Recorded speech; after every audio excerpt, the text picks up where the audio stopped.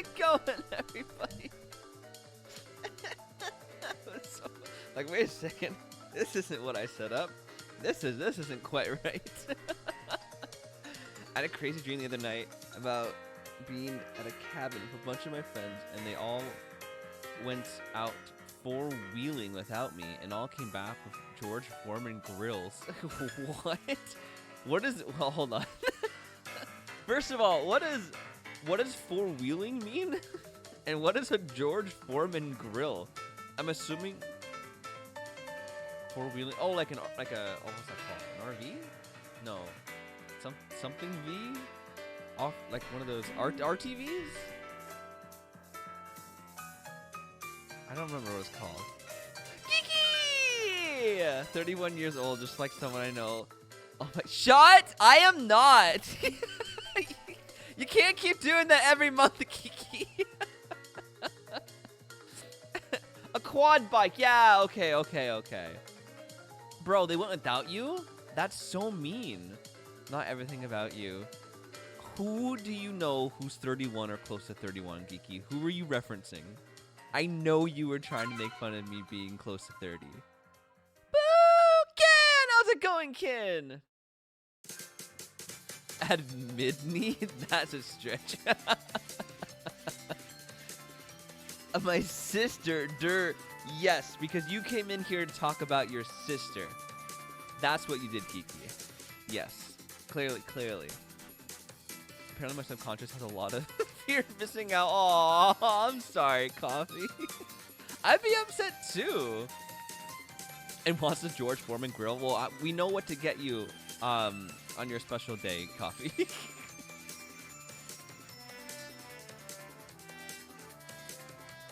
It's not my name. Her name sounds like Cole.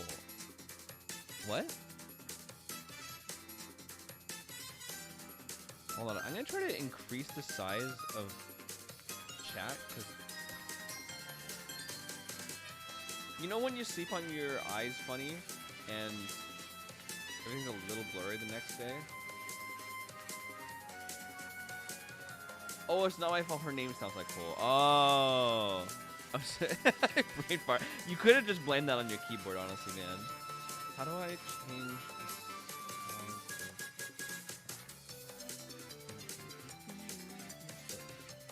I wish for you to close.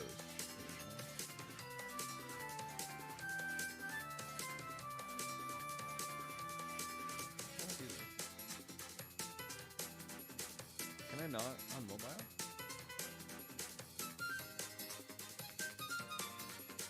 I'm really fun.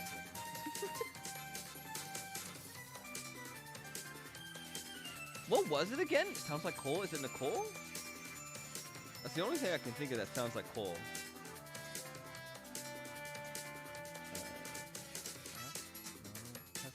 Chat appearance. Here we go. I'm making progress.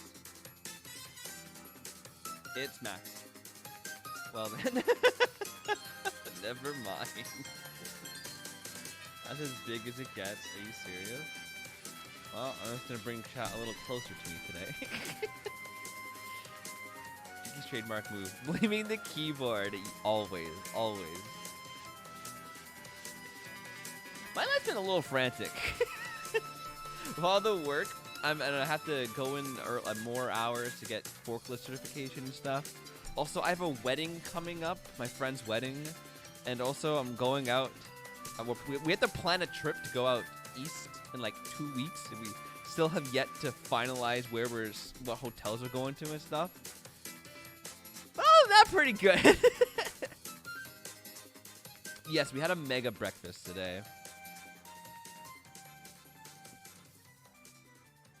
Boom. Geekify, please. I mean, it kind of already is geekified. I don't know if it can be geekified anymore. It's very, very short.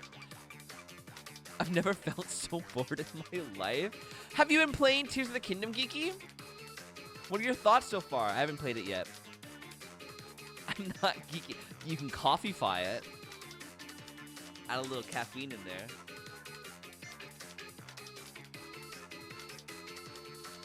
My project for school is over until I finish editing the devlog for it. I only work 1 day a week. One day. Wow, they're really cutting your hours back, eh? Any word from Sturbooks? Sturbooks? I copied it the first time. You did. You did copy. You really did. Was it Starbucks? Am I making stuff up? I swear it was Starbucks.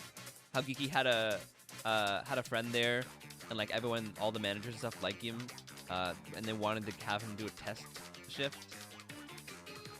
The game exists, man. I've been purposely ignoring it till I get a week off from school. I feel that. I know if I start it and I don't have time to continue it, I'll be devastated. So I'm kind of waiting for I have time now, you know? But, oh my god, dodging spoilers on social media. It's crazy. It's crazy, man. I open TikTok, scroll, or just instantly close. I'm like, nah, can't go on TikTok. Too much of it.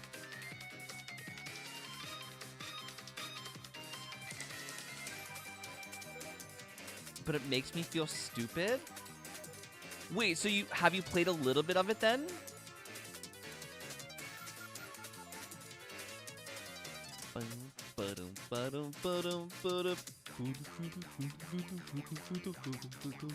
I like the vibes of this song.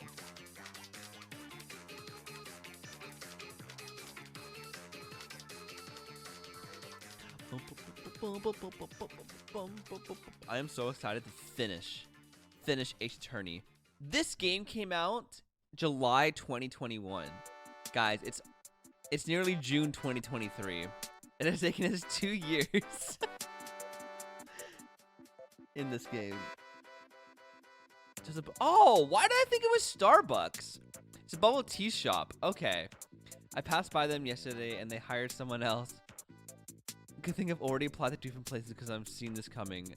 Are you serious? After all of that, oh, we really want you to work here. Oh, we're gonna give you a test shift. Like, oh, it's magic. And now they're hiring someone else? Shame. That's bricked as the new lingo I have learned that means bad. That's bricked, man. That's bricked. I secretly betrayed them first because they took too damn long. Good for you, Geeky. Good for you. You should show them Rocky the Raccoon. Oh my god! So it was Glem's birthday the other day, and we celebrated it in Toronto with Lily, Jeannie, Ace, and myself and Glem. And it was a grand time. It was so fun. It was a really good time. When Lily comes in here, I have a really funny story to share with you guys. But it was great. Glem got spoiled. Lily! Goat! Goat, Lily! Goat! Goat!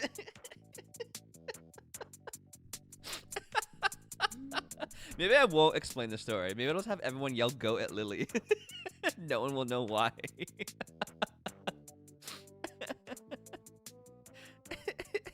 But yes, Glem got spoiled. Check out Glem's gifts.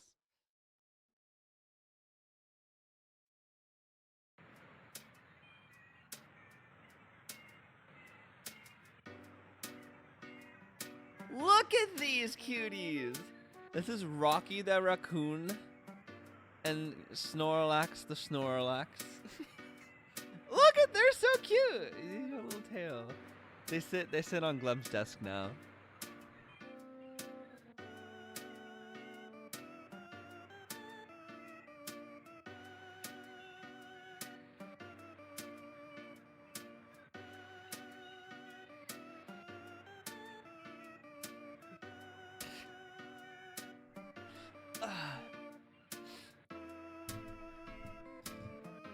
Why the goats?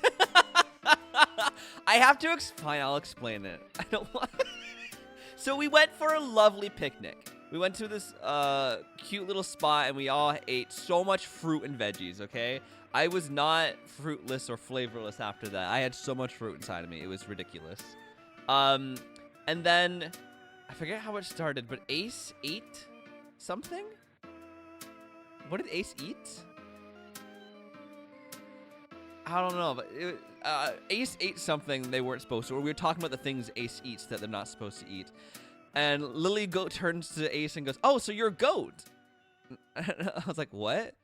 Goes, "Yeah, goats eat tin cans." I'm like, I was so lost. I didn't know if this was a reference to a TV show or if it was like a joke I had never heard of before.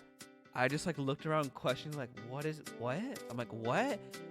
Lily, instead of explaining it, looks at me and goes, "Goats! Goats, Cole! Goats!" I was like, what? so aggressive. Long story short, what Lily meant was, in cartoons, goats eat everything, including tin cans. I thought Lily meant there was a specific moment where a goat eats a tin can.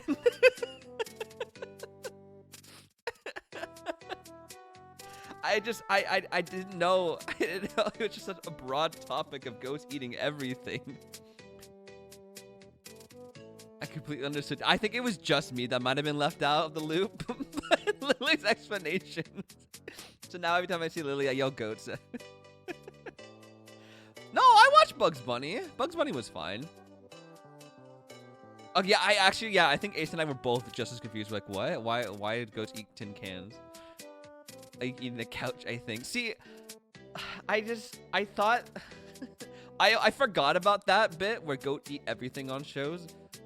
And so I thought there was a specific moment where goats eat tin cans, or that they actually eat tin cans. I was very, very, very lost. And my sister was also confused. Thank God. Yo, Lily has the coolest sister. I had to be on my best behavior around Lily's sister and her husband, because they were so cool. I had to make sure I did not do any voices. Anime references, sorry. It's true. The only references I get are anime. That's it. Sorry, guys. That's my limit. Are you guys ready for a random coffee fact? Yes, I love random coffee facts. My morning isn't complete without a random coffee fact. I need a random coffee fact a day calendar. Can you make one of those and ship it out post haste coffee?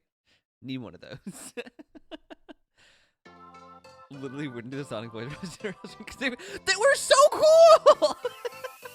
He had these like Eggman glasses. They were like steampunk glasses that like with leather on their side that cover out all the other sun. He was so cool. They were both so cool. No, you guys are used to it.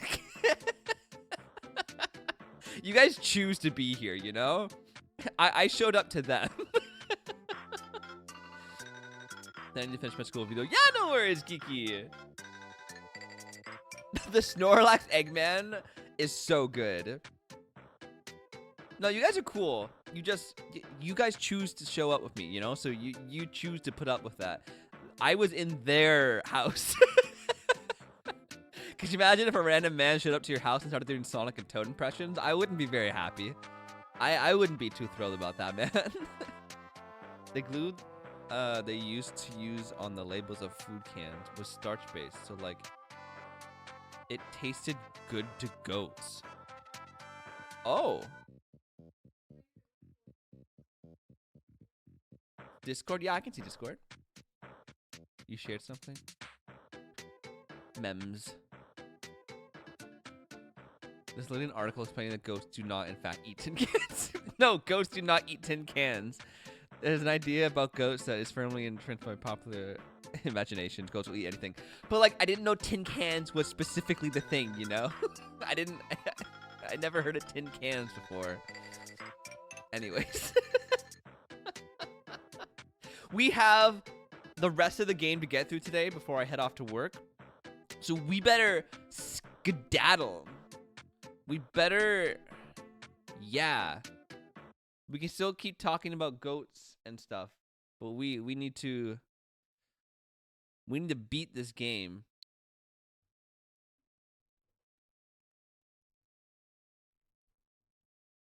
As you can see, we've been playing a lot of Zelda. I mean, I haven't started Legend of Zelda Tears of the Kingdom yet, but Glemon's playing Breath of the Wild, and we're both playing Age of Calamity. We're in a Zelda mood. Been in a Zelda mood recently.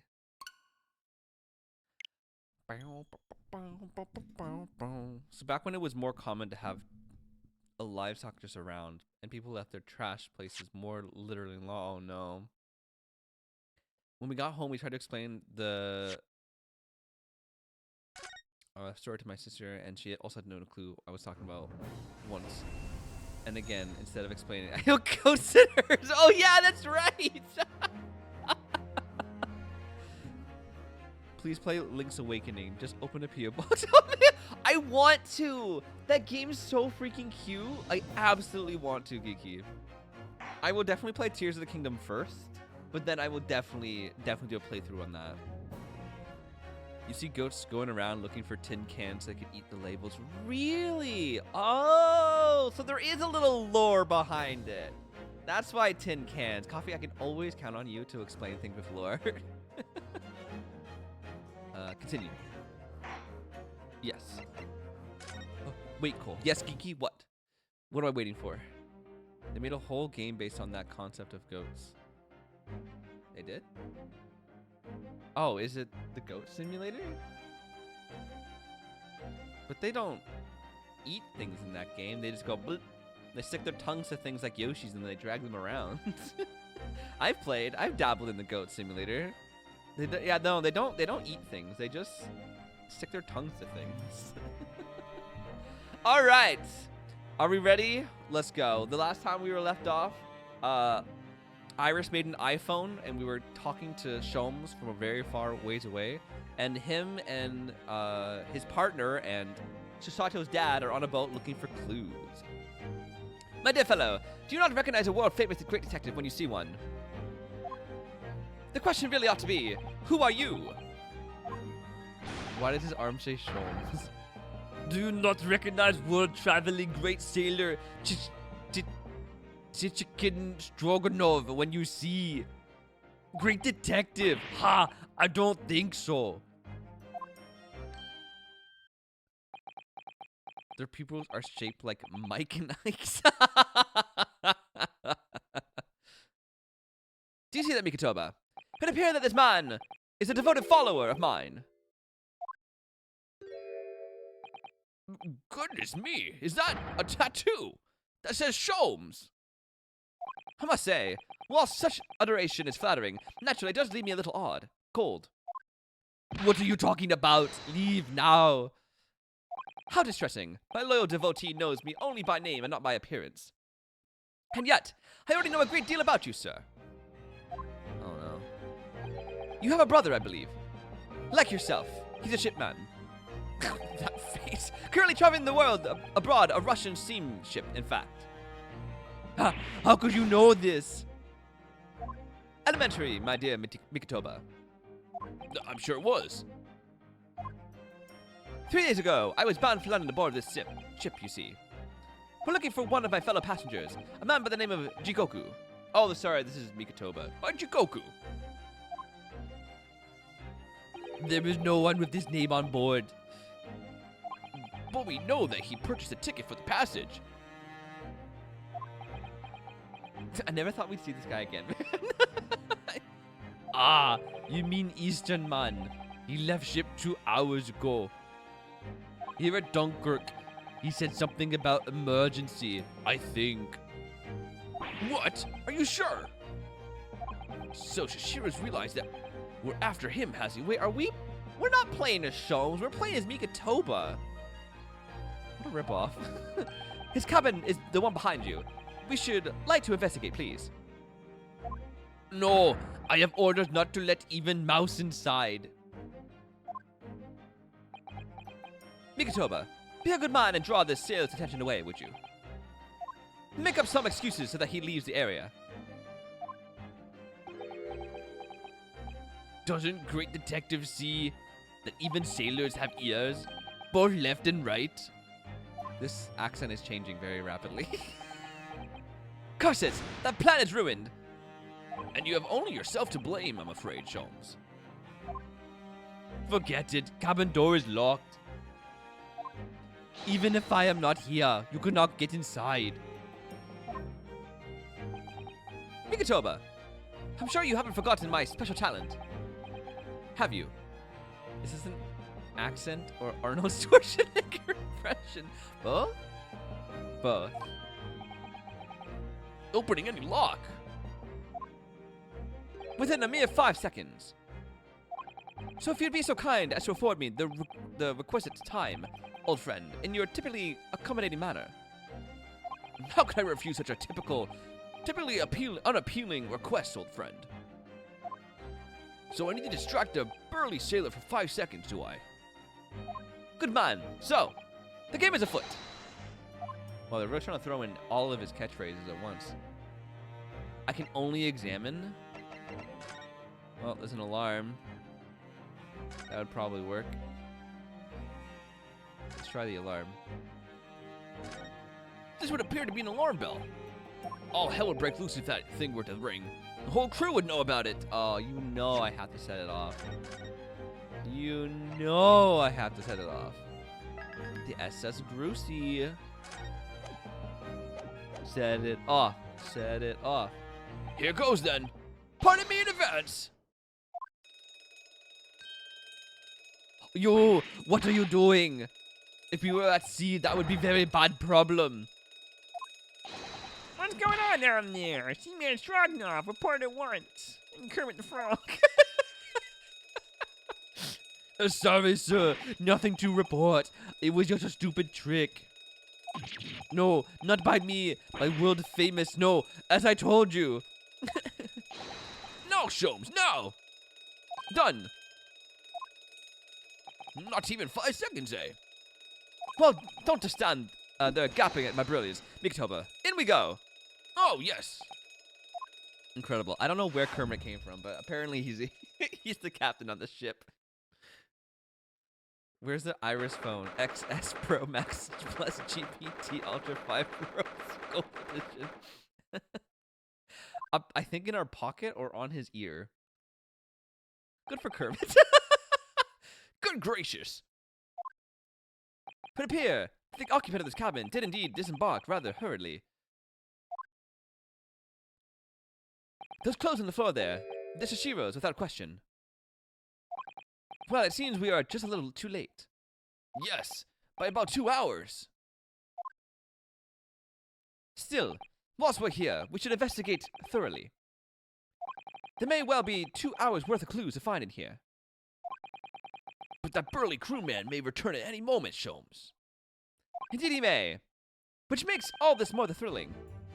He is in the box. I mean, at the beginning of the game, we were in the closet. So thinking he's in the box is actually probably very, very true. He is the box. Oh. Okay, so that painting was clearly moved to the other side. These are the rules of passage. Passengers must not keep weapons or other dangerous objects in their cabins. Pets are also strictly forbidden. Additionally, there are severe punishments for stowing away in the wardrobes and or travel cases. I feel the rules have increased since I last read them. Probably just my imagination. What about the fact that they're not straight on the wall? Doesn't that strike you? You may be right. Probably just your imagination though, a trifle. And you know what I always say, Mikatoba? There is nothing important about trifles. It's probably just my imagination. But I think that might be slightly off.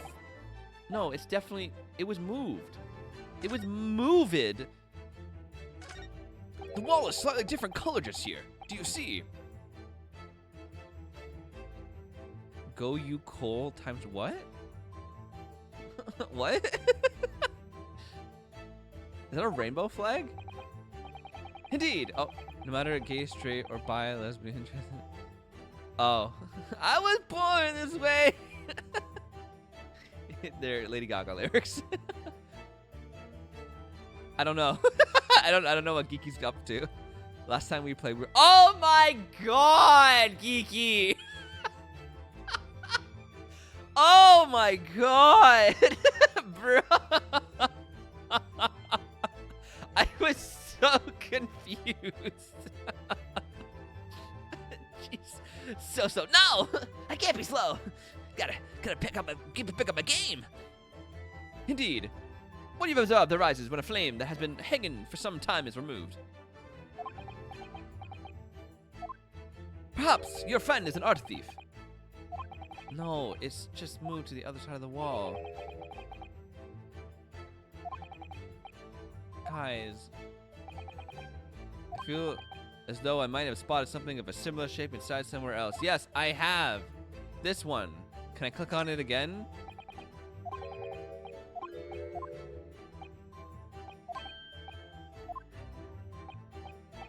No, it's not a trifle. It's not a trifle. It's not a trifle. Okay, I guess we'll analyze other stuff. There's a speaking tube here. Look, though it's been stoppered with some cloth. So the voices of the crewmen on the bridge aren't an annoyance, I suppose. Or indeed, so that the voices in this cabin aren't heard elsewhere. Could something have happened here that was for no one else's ears, do you think? Either that, or it could be to prevent snakes from entering. That's really become a favorite case of yours, hasn't it? It wasn't even a snake, it was a kitty cat. I'm a kitty, kitty, kitty. I'm a cat. According to a report I was given, Naruto was concealing himself in Asugi's wardrobe. Indeed, he was. And it was of a similar size to this one. Ah, you must climb inside yourself, my dear fellow. What? Whatever for?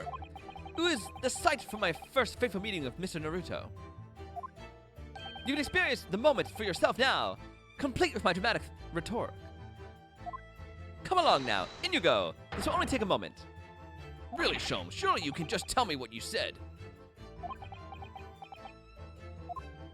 Well, I uttered some brilliant remark and then opened the wardrobe to reveal the stowaway murderer. I think I'll just read about it in The Adventures of Herlock Sholmes. So he's not in the closet? The luggage? Jigoku! It wouldn't make sense why his clothes disappeared, you know?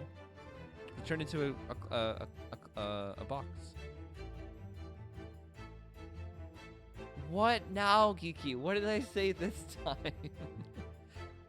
It's a very sizable trunk indeed. Chishiro is partial to all things large. And a rather clumsy fellow. If you failed to notice, he'd left that behind. So he's not in the... Oh my fucking god. You know what? It's not even a closet. It's a wardrobe. Perhaps you left it on purpose. It's lighter than you might think, but still a hindrance to a speedy escape. Pity. It's locked, so we can't look inside. You just said you could open any lock in 5 seconds. Fitting for 1800s game, exactly. Surely in 5 seconds from now the situation would be quite different though? Sadly not. It has a 7-digit combination lock. And I'm not in a morose enough mood to work through all the combinations at present. Well, maybe it's in the trash bin. This is the waste paper basket, look, and there's still rubbish inside. Indeed, limitless pry. I discovered recently I have a penchant for exploring the contents of others' waste bin baskets. I sincerely hope only for your work. Ha! Here we have a notice issued to passengers from 3 days ago. 3 days ago? The night before we arrived in London, then.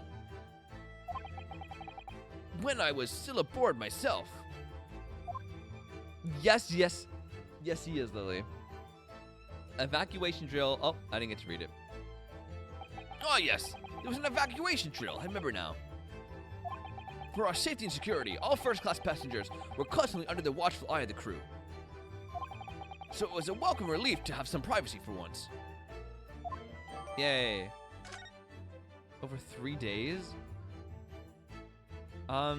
This case, at least, takes 3 days. Not the whole game.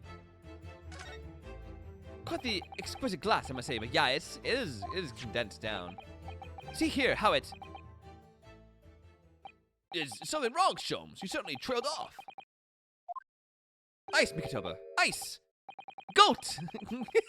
What occupants, the first class passengers enjoy, called drinks. Chilled drinks. Pardon?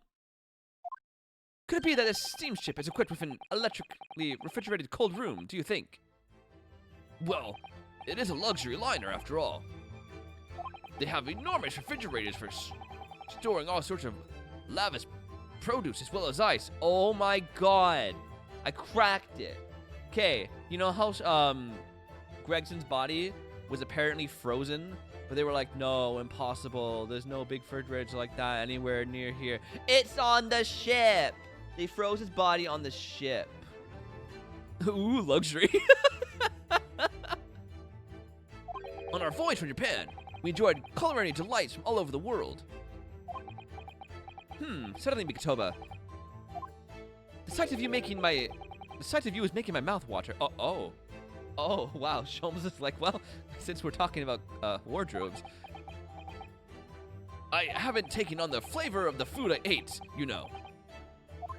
It's like, yes, but you look like a snack. You are still here. Ah, Able Seaman Strognov, hello again. I was beginning to think you'd never materialize. Eh? You're waiting for me. Of course, I was expecting you to burst in with a haughty Russian profanity far sooner. I was in trouble with Captain because of trick you played before. Poor innocent Tichkin? It is all your fault. Ship is leaving port soon. Get off now. Of course, we should disembark presently, my dear fellow. But first, there is something that must be done. What are you talking about? Why, naturally, the debugging of your deceit and the bearing of the truth. Kakoi? I'm afraid I see through your lies. For one thing, Mr. Jigoku has not left yet this vessel at all. Ah. And for another, my dear Seaman Strongnov, you know exactly where the man is even as we speak, don't you? How can you... Good gracious, Sholmes, you mean you've worked it out? All of it. Is this the one time he's gonna get everything right? He is in the box! He has to be. It's really been too long, hasn't it, old friend? 10 years, no less. So, would you care to join me for a dance of my inimitable logic and reasoning? Nothing would please me more. What is this? We should have but minutes until the vessel puts to sea. No games now. Oh my god. Time is of the essence. Mr. Strognov, allow me to remind you of your earlier claim. You told us that Jigoku left the ship some 2 hours ago. That is what I said. Sadly, that was a rather clumsy lie. You see, there is something in this room that quite clearly contradicts it. What? Yes, of course. I see you've noted it too, Mikotoba. Then please, do take the lead. What in this cabin shows the impossibility of Jigoku having... Oh, okay. Let's see what the last 3 years have done to your observational skills then, Mikotoba. It's been 10 years since we last did this, Sholmes. Not 3. Why, of course it has, quite. Now, all the clues are here in this cabin for your eyes to see. But as I always say, you must not merely look, but observe. So, impress me. I think I can manage that. The ice. Ice, ice, baby. Bum, bum, bum, bum, bum, bum, bum. Ice, ice, baby. Oh! He's a tap dancing man! Oh, Mikotoba! Oh, the pizzazz, the finesse! So the spotlight's the snap dancing. It really is a dance!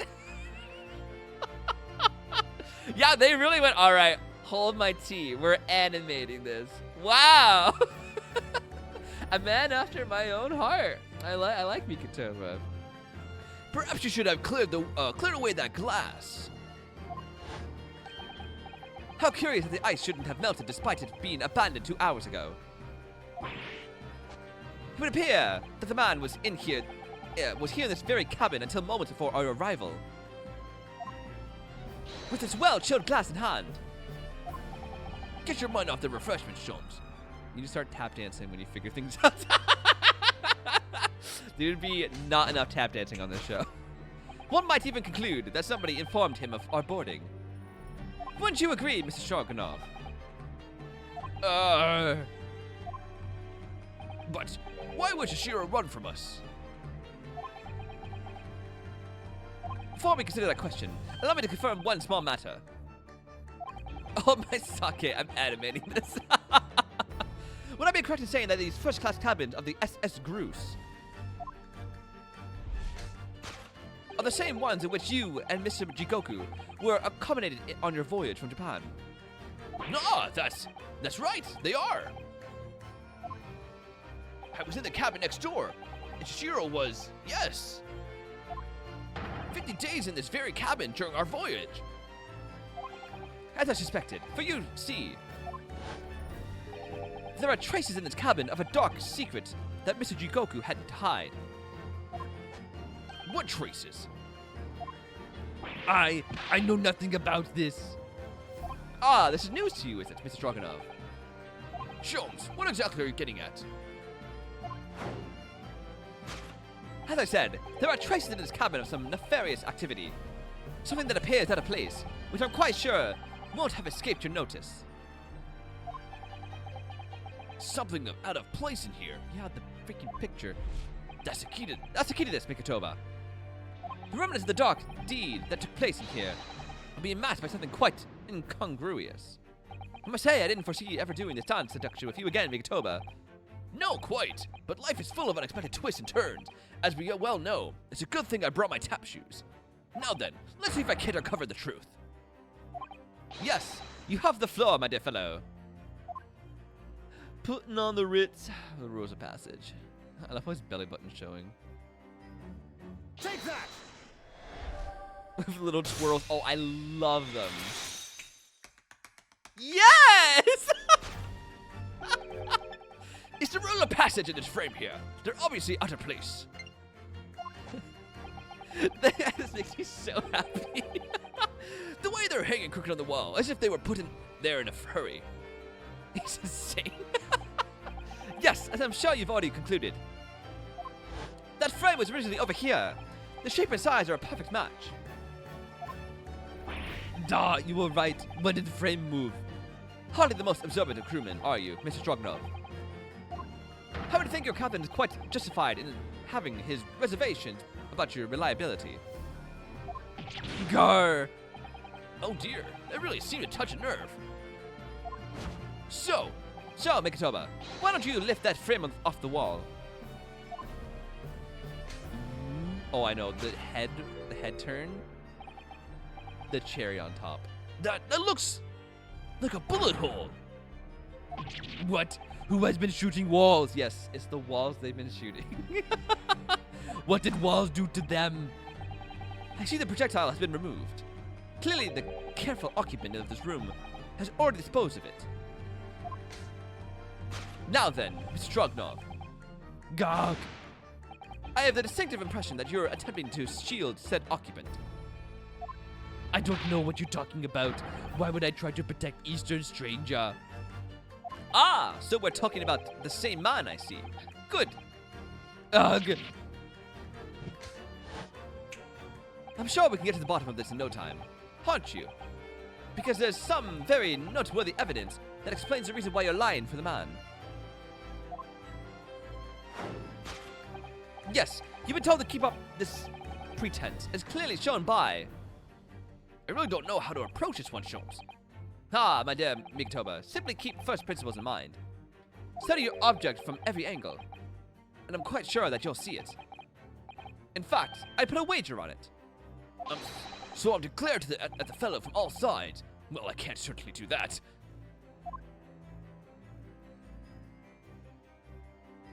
Money! A wad of banknotes. He's being paid. Anyways, yes, it's the wad of money. Take that! Shut.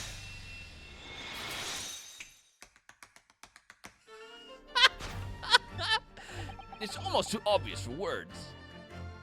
I know. I think it might be because he didn't have his partner all this time. He didn't have the tap dancing guy to complete it for him, you know? That's why his things were always off. And he needed Rhinosuke to like step in and do stuff for him. This is their partnership. Quite the universal language of the world. Money. Gah. And I'd wager that Eastern fellow in question. Together they are the drama. Is Shiro Jigoku, yeah. Gah. So, I presume you realize what this means. There are clear signs that the crime has been committed in this cabin. And the way you're going, sir, you'll find yourself accused of being an accomplice. But... I believe you know, Mr. Strongnov. Oops. You know where Mr. Jigoku is hiding in this precise moment in time. Gah. As he looks at the box. As always, Mikotoba, in matters of deduction, the furtive glance is your unfaltering ally. Yes, I think you're onto something there, Sholmes. You found the chink in this burly fellow's armor. I called it. He is in the. I know he has to be in the box. The slightest flicker of the pupils, a minutely delayed blink. Nothing escapes my attention. Even that which is barely perceptible. You could hardly call this barely perceptible, Sholmes. The man's turned his entire head. It's not exactly what you describe as a furtive glance, is it? It's almost too obvious. We shall let your tapping toes aside, my dear fellow.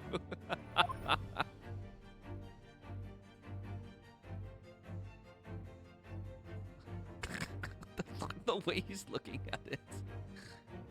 It's a wardrobe! No, it is.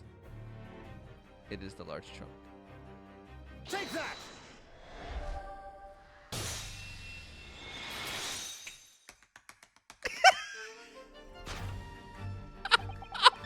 The hand on the head. You turned immediately to look at this large trunk, didn't you? Nah. The truth is, Shishiro Jigoku was unable to escape from the ship in time, and is, at this very moment, doing his best to stifle his breath inside this trunk. If he still has a breath to take, I fear he may be running dangerously low in air. I imagine he didn't count on us making a nuisance of ourselves for quite so long. I think it would be in everyone's best interest for us to open the trunk as quickly as possible. But how can we? Are you forgetting about the combination lock? We don't know the 7-digit code, it's Sholmes. The combination lock can't be opened from inside the trunk. Therefore, there must have been an arrangement for somebody to open it after our departure. Of course. In short, before Jigoku had hid himself inside that trunk, he must have told somebody that 7-digit number of the lock. As I'm sure you can confirm, Mr. Strongnov. Gulp. No, I know nothing about combination code. Don't move a muscle, my good seaman. Huh? Now, Mikotoba, would you do the honors and open the trunk? So you think it's 1, 2, 3, 4, 5, 6, 7? No, it's definitely Sholmes. You think there are numbers? Oh my god, 5, 6, 3, 1, 0, 4, 5. Oh my god, and it just so happens to say Sholmes. That's funny. So my dearest fellow, I must arrive you with some ear-tingling news. So please don't be alarmed, but it's my new life, I dare say. I departed from the wardrobe. Please accept that I'm the being I've betrayed. How on earth do you expect me? It's a 7-digit number. Remember. Quickly now, we have little time. No, I didn't notice they were numbers. I just thought he had really bad handwriting. Oh, I can review scene. All right, 5. Oh. 5. Uh-oh. There is no 6.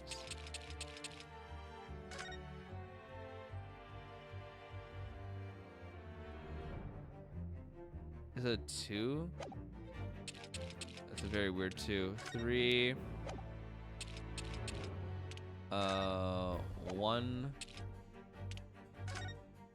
0. 4, 5.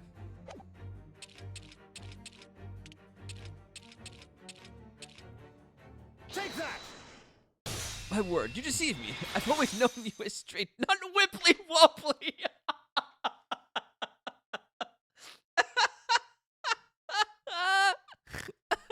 Great callback, Kiki. Oh, that's good. Wibbly wobbly. That did it! It's open! You had to meddle, didn't you? Oh my god. How is this? Oh my god. Well, Eugen, you found me now. Toshiro! I came out to King Charles just yesterday. He said that to me. Yeah, this is the judge. I was really hoping, beyond hope, not to find you here, you know. But you're not entirely unsurprised, I take it. No, quite. I just wish it were some other way. He's not the bad guy, is he? Well, are you ever going to introduce me? Ah, your reputation precedes you, Mr. Sholmes. I've read stories of many of your exploits, but why was he trying to hide from us? If I were stuck in a box and someone opened the door, I would not look at them like that. Just excuse my manners, Sholmes. This is Mr. Jigoku, my old friend and traveling companion. The devil is in the details, Pictoba. I believe you meant to say your old friend and traveling companion.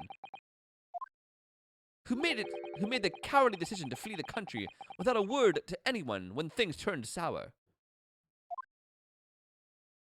I see my reputation precedes me as well. What an honor! Well, Shishiro, are you going to explain all this? You know it all by now, I imagine. What do you want? What you didn't know, of course, is that 3 days ago, on the night before our arrival in Britain, an attempt was made on my life here on this very ship. Like you're asking me to close it back up. By the Reaper of the Bailey, yes, I've since heard. Because you were once prosecuted by the Reaper, weren't you? 10 years ago now, mind you. And I had no idea at the time what a dangerous individual he was. Anyway, when we arrived in London to find the symposium was postponed until goodness knows when, it became all too apparent to me that I might very well be targeted again. So you decided to flee the capital without saying a word to me about it? I'm afraid so, yes. Of course, I realize now that I really ought to have confided in you. It's somewhat surprising, I must say. Oh, him. What is? Well, first-class cabins aboard luxury steamships are in very short supply. It's more than a little hard to believe that this one just happened to be available. So says the protagonist of some colorful short stories. Well, I don't care for your opinion. The cabin did just happen to be available, so I purchased a ticket, and here I am. I have a feeling he is the bad guy. He made it look like he was trying to be killed. I've just seen for myself the obvious remnants of that incident in this cabin. So you'd already purchased your return ticket before we even docked in Dover, had you? Enjoy the lyric coffee. To prevent anyone else taking this cabin and seeing the evidence, is that it? Eugen, I have nothing to say to you. Well, in a mere 5 minutes, the ship will set off on its onward voyage and not make port again until Italy. I'm afraid we must insist that you disembark with us at once. You have no jurisdiction over my movements. We have this, Shishiro. Take it. Oh, that face. What is it? It's a subpoena from the Old Bailey. You're a man of the law. You know what the ramifications of ignoring a document like this from the British courts would be. You came prepared then, Eugen. Come on, let's go. One moment. What is it, Sholmes? No way he's gonna play the I am the law. I am the law. Inside Mr. Jigoku's trunk. I found this rather fascinating trinket. What is that? Toshiro? I can't help you, I'm afraid. Some small component from something. What is that? Give him winds a cloth? Was there a clock we needed winding?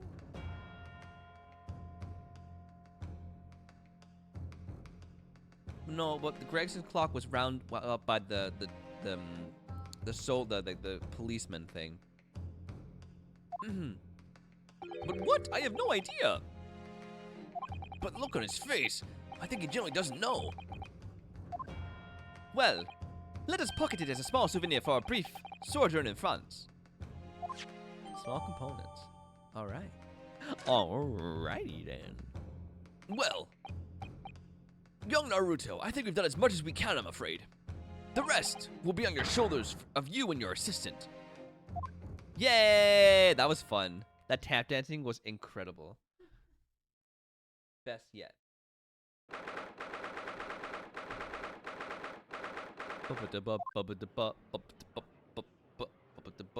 And we're back.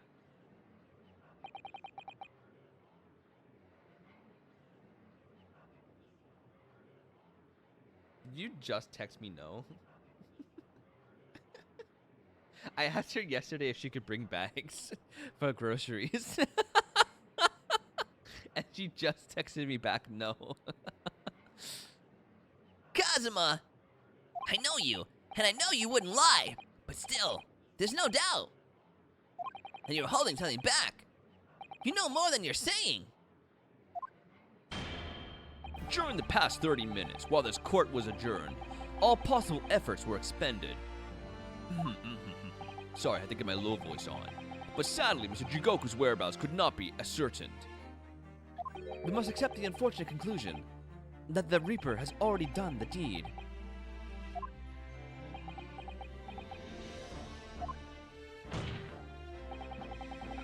There's no sense in wasting any more of the court's time. The prosecution calls for an immediate verdict. Objection. No! The trial cannot end now. You're a Japanese man, Ryanosuke. You should know when to lay down your sword. And you should know never to presume when the battle is won. The court has already been presented with all the evidence and heard all relevant testimony. And there can only be one conclusion, that the accused is guilty. Oh, relevant testimony? Far from it. There's still a crucial witness, from whom the court is yet to hear a single word of the testimony. In that case, call your witness to the stand at once, counsel. Yes, my lord. Tomorrow, if possible. Oh my god. The witness is already on his way and scheduled to arrive tomorrow. Who on earth is this crucial witness? Shishiro Jigoku, the very man allegedly murdered by the Reaper. Jigoku, you found him. He was in a box. But the investigations of every policing resource in the capital suggest that Jigoku is already dead. I am tall. How in the name of God did you find the man? Jeez, what a frightening image. He was located in France during the recess at the port of Dunkirk. Thanks to one of Mr. Sherlock Holmes' famous abductions. Sherlock Holmes. Inspector Gregson almost certainly met with Mr. Jigoku on the night of his death. Because along with Prosecutor Asugi, Gregson was on a mission to assassinate the man. I still don't believe that. Like, we haven't seen him be evil, you know? Which means that Shishiro Jigoku is the sole witness who can clarify exactly what happened aboard the SS Groose on the 31st of October. Halloween! Well, it would appear that it's too soon to move to adjudication at this point.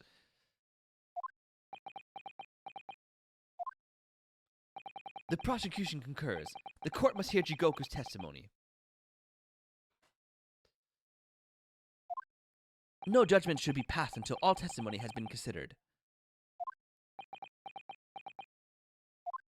Bang. In that case, I hereby call the end of today's proceedings. Court will reconvene at the same hour tomorrow. No objections from either side. No, my lord. No objections, my lord. We live to fight another day by the skin of our teeth. What does that mean? Like, I know it means just barely, but the skin of my teeth? Because there's no skin? I don't know. To be contoned.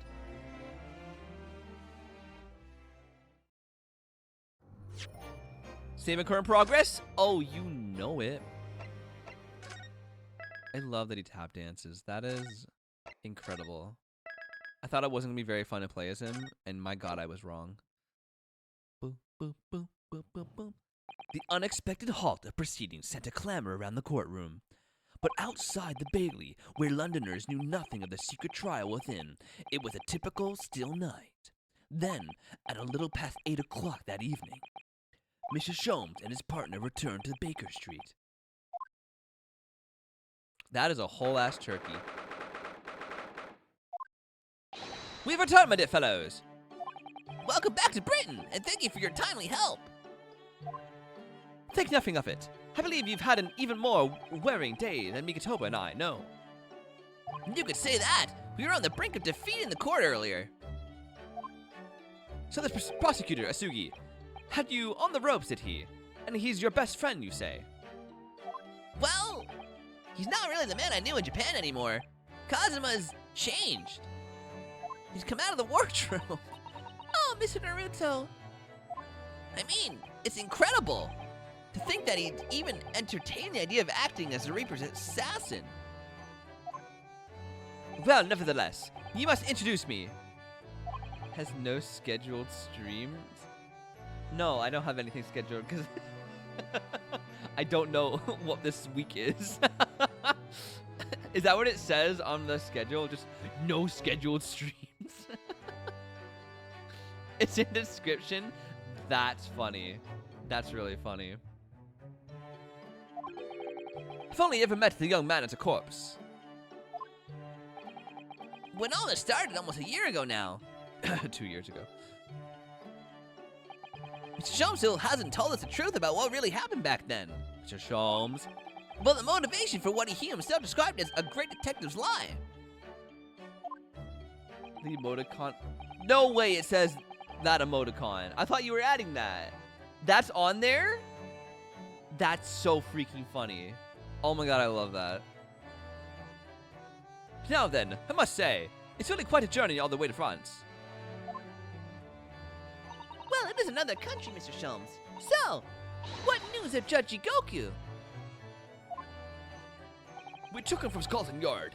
The investigation detectives there have a lot of questions for the man. Poor Professor Mikitobo. This must be quite a shock for him.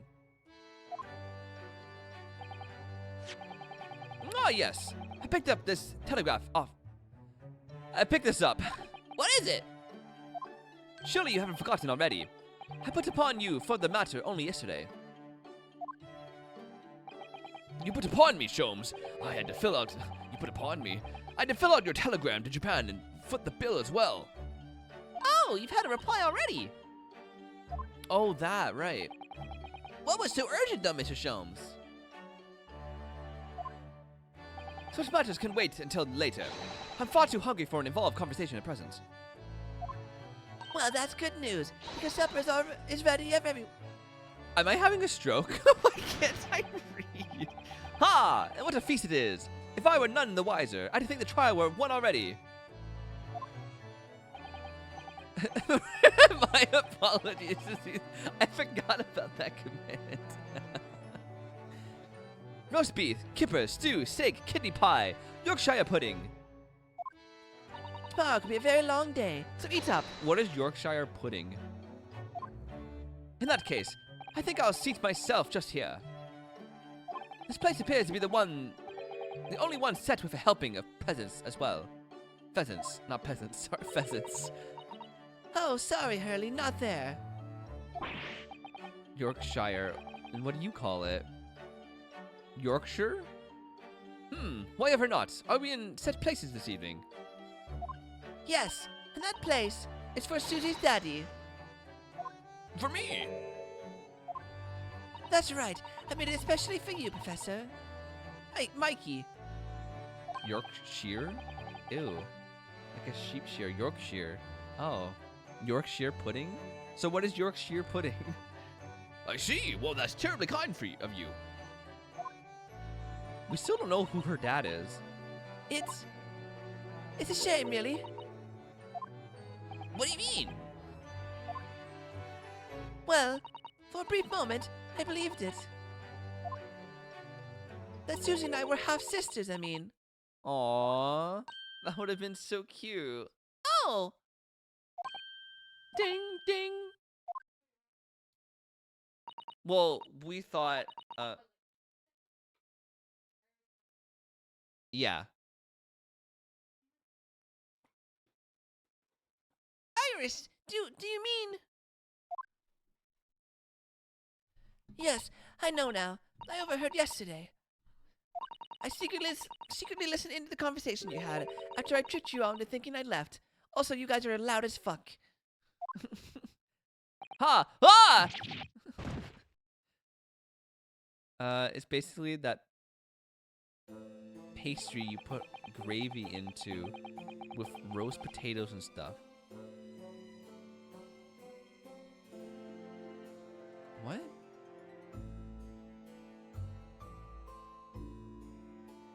It's a pastry?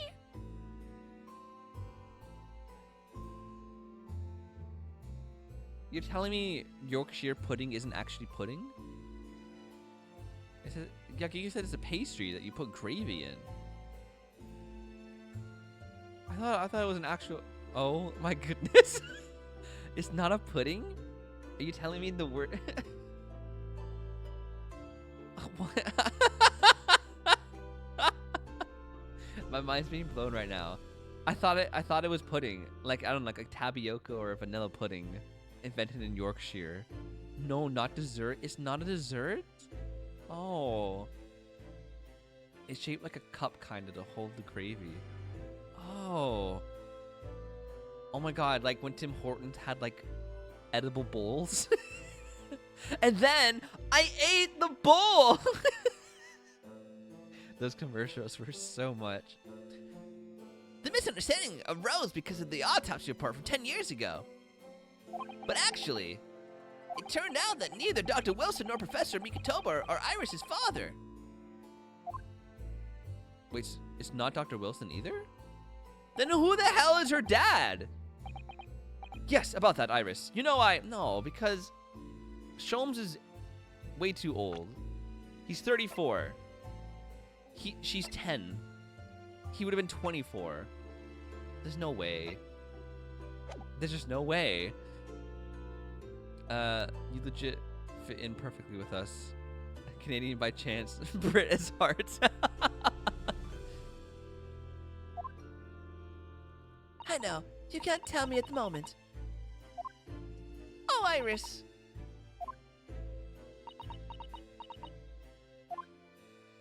The pheasant is by the way of an apology.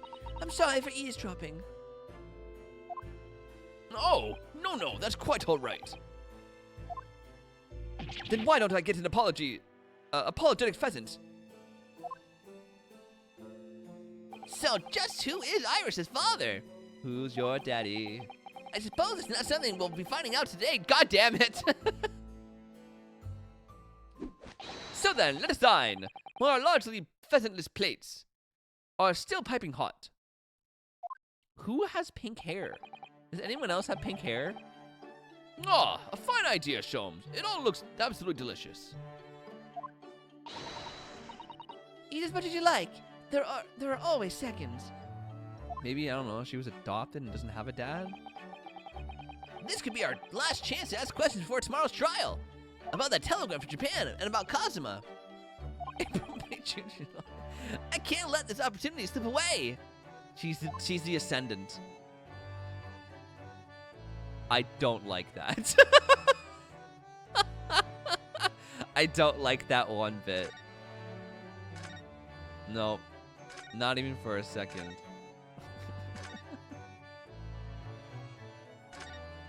Roast beef, kipper stew, Yorkshire pudding. That's not actually pudding. It all looks mouth-watering good. Indeed it does.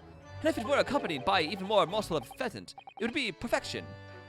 You're still on that. Oh, it really does look like a feast for celebrating a victory in court. Are we gonna lose?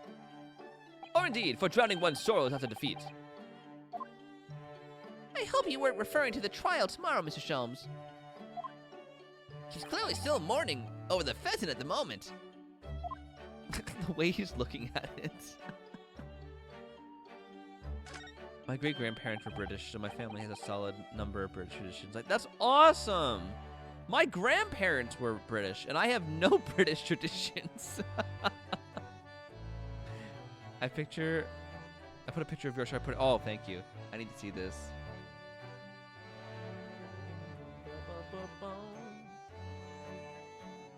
Oh, they're very tiny.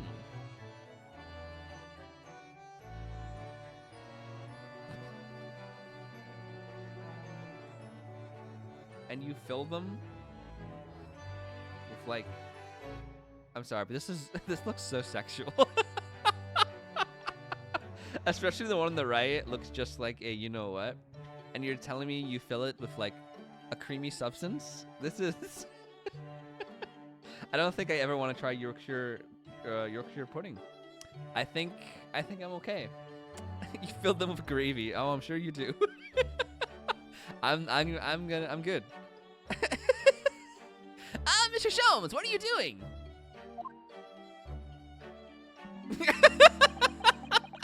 Surely it's abundantly okay, but you see what I see, right? That I wasn't brooding over Mikotoba's refusal to share his pheasant with me. Nevertheless, I felt the need to withdraw from social circle for a while and look on with hungry eyes. Wait, I missed out. Why doesn't Cole want to eat it? Oh my goodness. And you fill them with pudding, Geeky? I'm out. I'm not eating that. Ah! Sorry, Hurley, but I cooked that pheasant especially for Susie's daddy. Even though I played the role of father for you for far longer. Mr. Sholmes, could I discuss some things with you? Yes, I did, Geeky. Listen, I'm not the one who invented it or does it. I'm just pointing it out. Certainly, my dear fellow. I find myself quite in the mood for a spell of conversation. No doubt. You're hungry to learn more of my deep love of... I'm not hungry at all at the moment. I could probably contain my curiosity on that one. You didn't look at me in that fashion. In what fashion? It seems that before we discuss the pheasant, we have some rather unpheasant matters to discuss. Unpheasant, that's good. Can I look at this note? We have way too many things. 4 rows of things. Oh my god. Following departure from Port Dunkirk, all crew members are required to assemble on the main deck at 10 p.m. in order to review. Take 20 minutes. Crew. Okay. I hate what you've done to my tradition. Listen, I'm just pointing it out, okay? I see it, and you can't tell me otherwise. Is this a button? Can I push the button? The next time you bite into a creamy Yorkshire pudding, I hope you think of me, Kiki. You see these little things all over the place, don't you? Just because it can get sticky from the gravy doesn't mean... Cole, leave.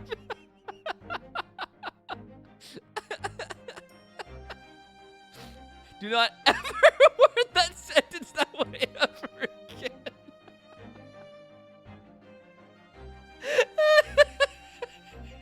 ColeHillChills get canceled 2023 real. It's the part on top of a pocket watch that you twist to set the time, isn't it? Yeah, it is gross. I can't believe you guys eat that. And you all do it together as a family around Christmas? That's disgusting. You guys need to get rid of that tradition, okay? I can't. That is so foul. I want to go back to 20 minutes ago when I thought Yorkshire was Yorkshire and that the pudding was actually just pudding. It's called the Crown, I believe. A watch would be quite useless without one. And Cole was so upset about me making cucumber jokes this weekend. Oh yeah, we had tiny cucumbers that were shaped like dicks. Lily made many, many, many jokes. The crown! Like what's this on top of a monarch's head? That's a very grand name for such a tiny part. But actually... Yes, Mr. Naruto. If this is a crown, I have a feeling I might have seen a monarch around here somewhere with a very bare head. Hypocrite. If by monarch you mean pocket watch, then I'm quite sure you have. It's only okay when Cole is naive. Not us, huh? Yeah. I'm allowed to be naive, okay? I was homeschooled. I don't know a lot of things. Alright, let's converse. The telegram from Japan. So, what was in the telegram you received back from Japan then? Ha, yes, this. I thank my lucky stars that arrived in time. Record found as indicated. Duplicate follows. Only until that's a long time to be homeschooled, Lily. You can't complain about the stereotype. And then play the... Yes, I can, actually. That's exactly what I can do. You still have been influenced from the 2000s high school culture. Not really. I didn't have Facebook till afterwards, so I missed most stuff in the culture. I just kept my head down, tried to get good grades, you know. I was very lonely in high school. Kayasugi, Aishin, T. Gregson, J. Oh, it's a note! It's the notey note. Clem, smack him in the back of the head. No. What? Those 4 names! We've come across the exact same list before.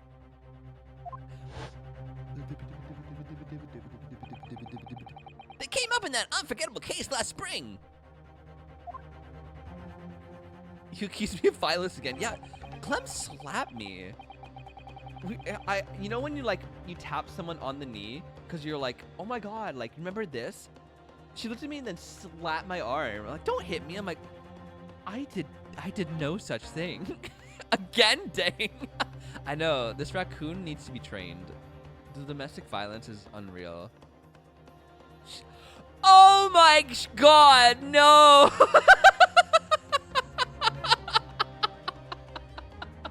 Clem, you did not.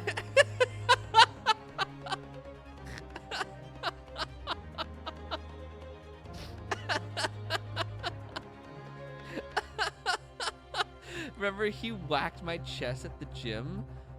Remind me, I don't know if I remember the story or if I heard it. You whacked your chest at gym? What appeared to be a simple case of aggravated murder turned out to be the masking monumental intrigue. A plot that involved the sale of British governmental secrets to foreign states.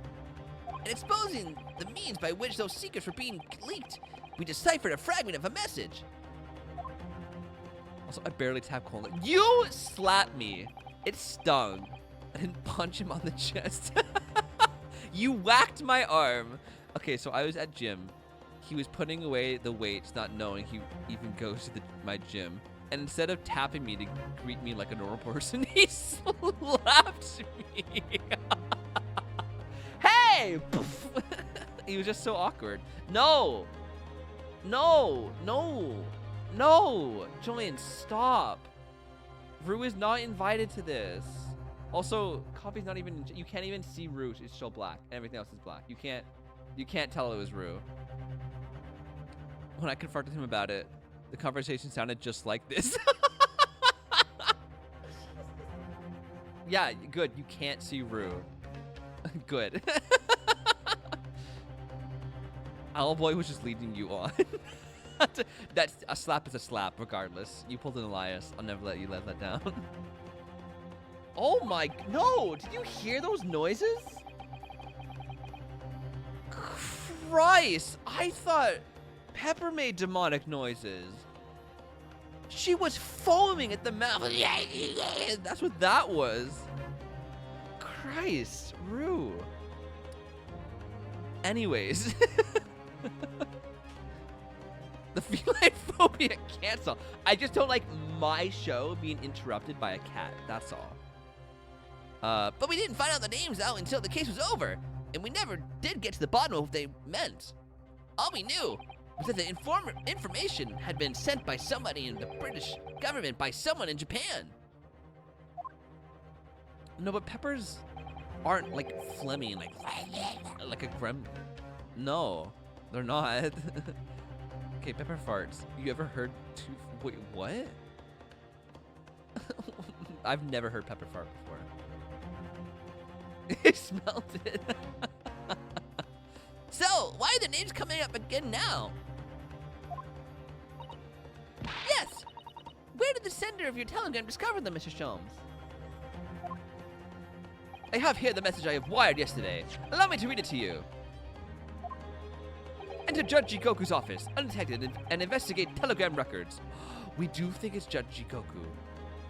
Expect to find communication for Britain dated 1 year ago. List of 4 names. Need by tomorrow. Naruto. Oh my god. We do think it was him.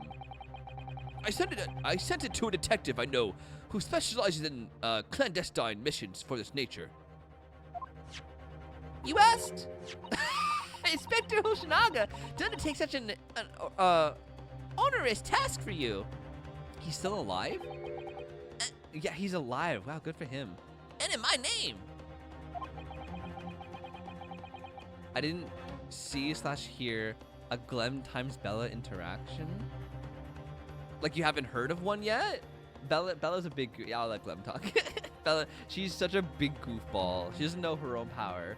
Also, she's been limping for like the last 2 weeks. It's so sad not being able to see her run. I wonder what guides he opted for this time. My dear fellows, it was a matter of great urgency, you understand.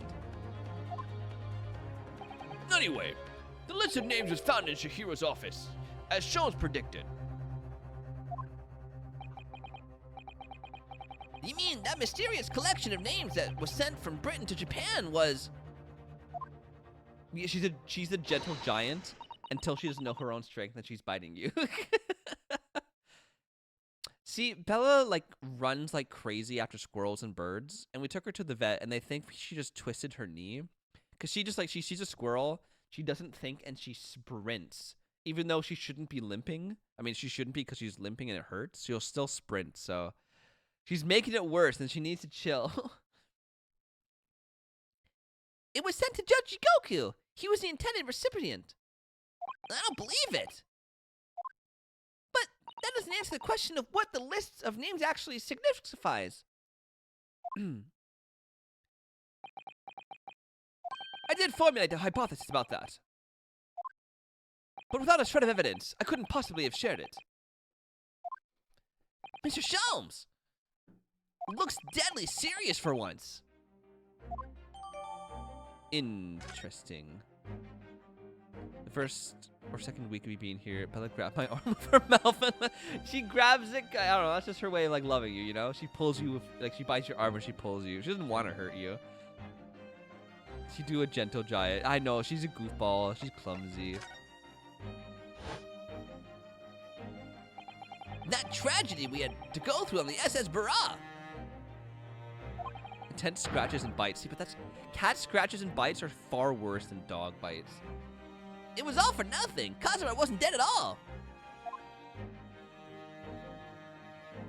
We were completely taken in by the lie you told us. You great detectives. So, was his death faked on purpose? Because he was a target of an assassination? And Sholmes was trying to hide it so that the person who thought he died wouldn't, you know, be targeted anymore?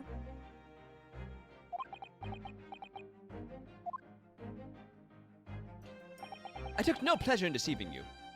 However, at the time, all that concerned me was preventing that young man's study tour from taking place, whatever the cost. What? I capitalized on the events that transpired to see that he was sent back to Japan. His remains, you mean? Precisely, Mr. Sato. And then, I made sure that somebody else was sent in Britain in his stead. Oh my, you mean? The arrangements between our two countries was already in place. One university student lawyer and one judicial assistant to be accommodated on our study tour. In other words, by arranging for someone else to fill the place originally intended for Mr. Asugi, I would successfully prevent the man from arriving on our shores for several years at least. Wait, do you mean to say that it was all in the aid of stopping Cosma from coming to Britain? That's why you... Think back, Mr. Naruto. Was there not somebody who quite casually urged you to continue on the voyage to England?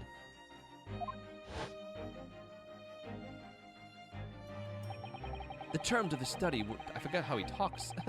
The terms of the study tour were negotiated by the Department of Justice in Great Britain, Japan. In the light of Mr. Sugi's unfortunate death, I'm afraid the study tour can no longer go ahead. Ace! How's it going, Ace? My dear fellows, the majority of problems have an extremely simple solution, you know. All you require is one lawyer, and the study tour can continue, surely. But there is no one else with the necessary qualifications, Mr. Sholmes. We know of no other lawyer. Complain. You've been abandoned by Genie? How dare! Where did Genie go? The voyage to London still promises a good month time. Ample opportunity, I would say, to find ourselves another suitable lawyer. So, you manipulated me. Ah, Genie's getting a car. I understand. They went back to their parents for a week. They're getting their... Oh, they're getting their new car! Hell yeah, Genie! Yes, Genie. That's awesome. I've often remarked on the extraordinary lengths to which friendships will drive a man. I was quite sure that you would rise to the challenge for your late friend. I don't believe it. But if it was all contrived...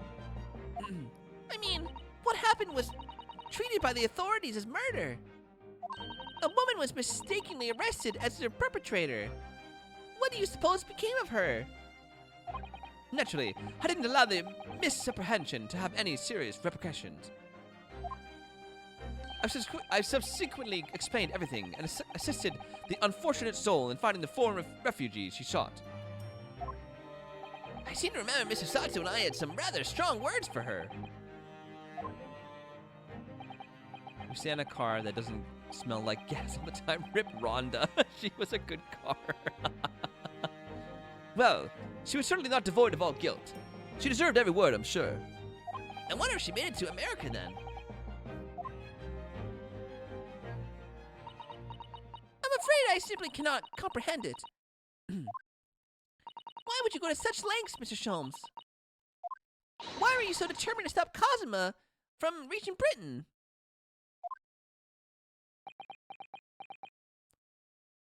The truth is, 12 months ago. Yeah, no worries, Ace. There was already a very tangible omen of the impending tragedy, you see. Oh! And an omen that, at this very moment in time, is close at hand. An omen of all these tragic events that already existed a year ago is close at hand? We need to find out exactly what Mr. Sholmes knows. Can you tell us? Hello? We have to show him something. That's a telegram? There is no room for doubt with your instructions in this telegram, Mr. Sholmes. You were very clear that it was Judge Goku's office that should be searched, so you obviously knew that's where the list of names would be found. Kiyasugi, Aishin, T. Gregson, J. Wilson. But we only learned of those 4 names just over 6 months ago now. I got to edit the rest of my video. Sad. Is this an actual 6-hour stream? Quite possibly. I'm gonna go until we finish a Geeky, and I don't know how long that's gonna be. So hopefully we'll see you soon.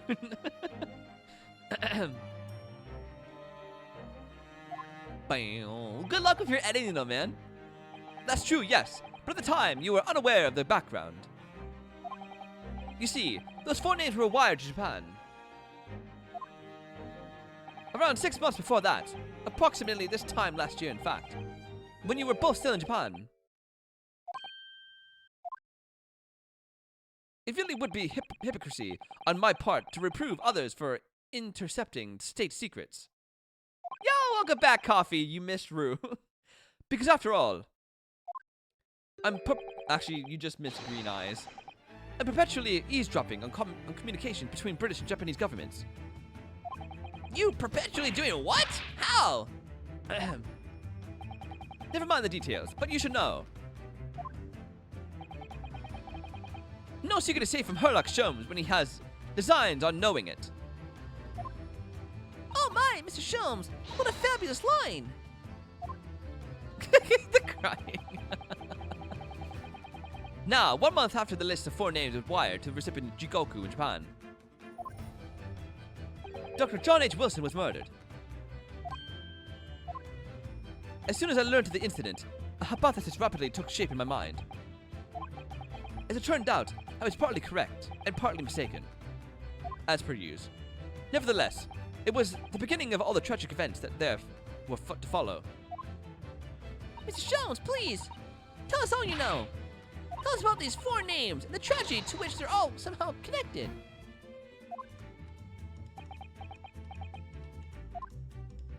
The 4 names. As I said, when I learned of Dr. Wilson's murder in Japan, my mind immediately turned to those 4 names because, you see, there was someone else on the list who I believed to be recently deceased. What? Who? Aishin, as it was described in Japanese script. In fact, Miss Aisha Shin. That was a familiar name to me. She was a professional killer, well known among London's unsavory classes. Oh, I see. But she had completely vanished from existence several months before Wilson's murder.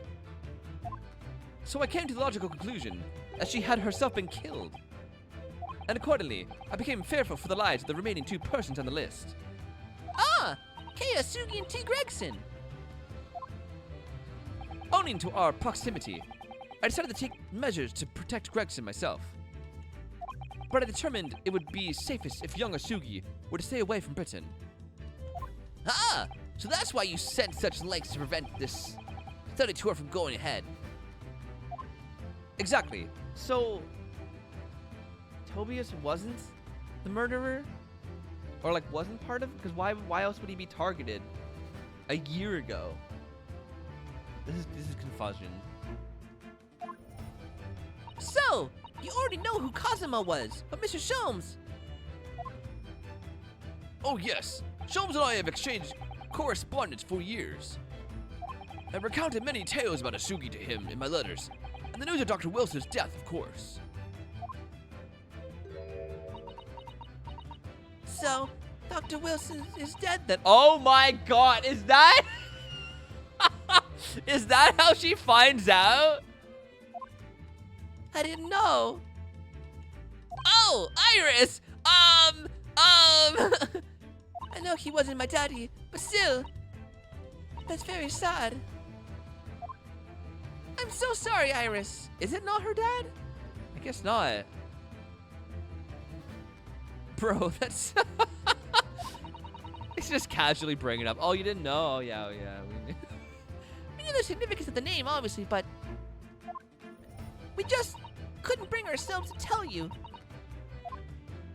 No. Poor Iris. What you just told us, Mr. Sholmes, doesn't completely tie in with the facts. There's one big hole in your hypothesis. A big hole, Mr. Naruto. Oh, yes. You mean about Aisha Shin, I presume? Oh, of course. Exactly. She wasn't killed, was she? She was in Japan, posing as a visiting student under the name, Jezail Brett. I'm glad you're keeping up, my dear fellow. But I only became aware of the fact 2 days ago in the foyer of Great Waterloo Hotel. Ah! And upon hearing that startling revelation, the hypothesis that I'd formed surrounding those 4 names was completely turned to topsy. What? Topsy? Topsy hypothesis. What do you mean when you say your hypothesis was turned topsy, Mr. Sholmes? I had believed all 4 names on the list to be names of victims. However, I was mistaken. Very much so. Aisha Shin was a killer. So this telegram is a list of both victims and killers, is it? Indeed, and it would seem that Miss Shin was dispatched from Britain from the sole intention of dispatching Dr. Wilson. No, it can't be. Her visiting student's status being merely a front. Ah! Which would, of course, explain why no motive could be determined for her actions. So the real Dr. Wilson was killed by Aisha Shin. It's because he was the target of an assassination. And forearmed with that knowledge, fresh consideration of the telegram puts the list in a very different perspective. What do you mean? Oh, is it killer, victim? Oh no. Well, does it not strike you? There's another among the 4 who subsequently became a visiting student. Wait, you mean... But of course, a name you know only too well. You mean... Kazuma? Oh! He did say in court earlier today. Yes, on 31st October, I accompanied Inspector Gregson to Dunkirk in order to carry out a mission. And the mission was the assassination of the Mark.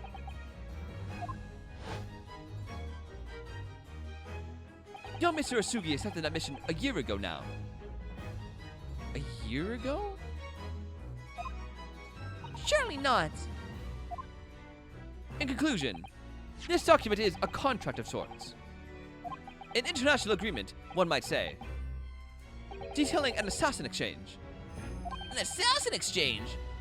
How could Kazuma possibly have gotten involved in something like that? Oh, is it too loud? Yes, absolutely. Coffee. Is that better? Is that a good set volume? Sorry, I sometimes the games that are different have different volumes. Or I turned up for dialogue or something. Awesome. No worries, Coffee. Let's assume that we have 2 parties, each wishing to dispose of a distinct individual. Those 2 parties then make a contract to swap their respective assassin targets. That would be an assassination exchange. So it wasn't a student exchange. It was an assassination exchange? So to begin with, the British assassin is dispatched as a visiting student to Japan, where she kills her target. And then, The Japanese assassin is dispatched as a visiting student to Britain in order to eliminate his target. It certainly does sound like an exchange. But what on earth is the point? Don't forget, Naruto, that the British assassin at least escaped conviction. Thanks to diplomatic immunity afforded by the Council of Jurisdiction. Yo, Queen, how's it going? Oh, yes! Such jurisdiction should be null and void under the terms of the new treaty between our two countries. Welcome back, Ace! So the fact that it was brought into play suggests intervention at the very highest levels. The highest levels? The murders were two sides of the same coin, linked not by a common motive, but by contractual agreement. As such, they appeared utterly unrelated. Yet in truth, the assassins were complicit in one singular devilish scheme. That dissociation and the safeguard of diplomatic immunity were, I believe, the motivation behind this plot. Wait a minute, Sholmes. If this telegram really is describing the exchange of assassins as you're suggesting, it would mean that the Japanese killer's target was never Shishiro Jigoku at all. It would mean Asugi's target was actually Inspector Gregson. What? Kazuma was here for Gregson? So Judge Jigoku wasn't actually the mark? No, I think he's the one orchestrating it. So that means there's someone from Japan and someone from Britain who swapped assassins. I have a feeling it's...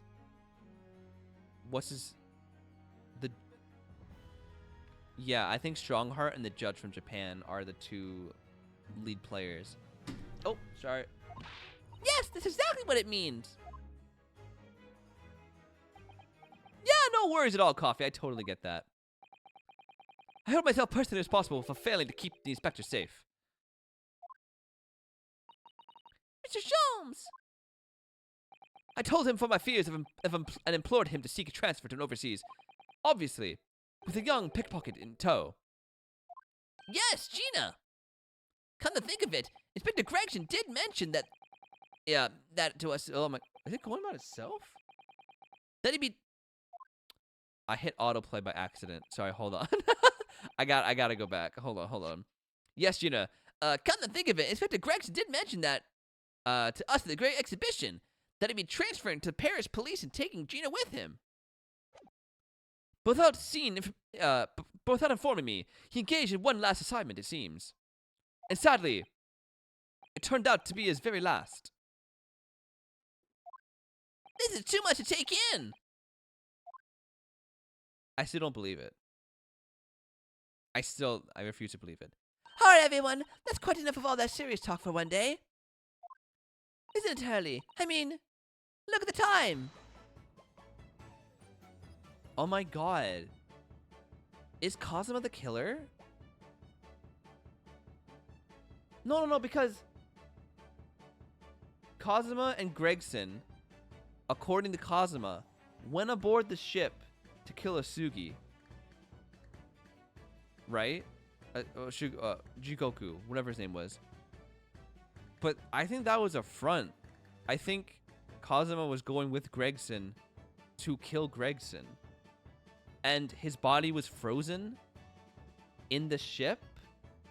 He was murdered on the ship. That gun hole was not for Jigoku. I think that was what killed Gregson. Is Kazuma actually the assassin? Yeah. Bro, that's insane. Damn. Ah, quite right, Iris. We must conclude our preparations for tomorrow. Don't tell Kat. Actually, tell Kat. What preparations? Gummy, best character. I love Gumshoe. Well, I think I shall make my way back to my hotel room now. This has certainly been a night to remember. It is. A little bit sad, though. I mean, I like the idea of you being my daddy. Because then, Susie would have been my big sister. I'm sorry, Iris. I don't know. Who's your daddy? I know, Iris. I was thinking quite the same thing. Were you? But if somebody like me would be worthy, I would be delighted to become your sister. What? Really? Oh yes, without question. So, you'll teach me all the ways you know to throw Runo onto the floor? Please no. Yes, of course. It would be my pleasure. You didn't have to agree quite so readily. Oh, but wait a minute. If Susie's going to be my big sister, you could be my big brother if you want, Runo. Huh? I mean, yes, of course. If you'll have me, I'll gladly be your brother. Well done, Iris. You must always be mindful of feelings. I've raised you so well. Yeah, Susato throws us on the floor all the time.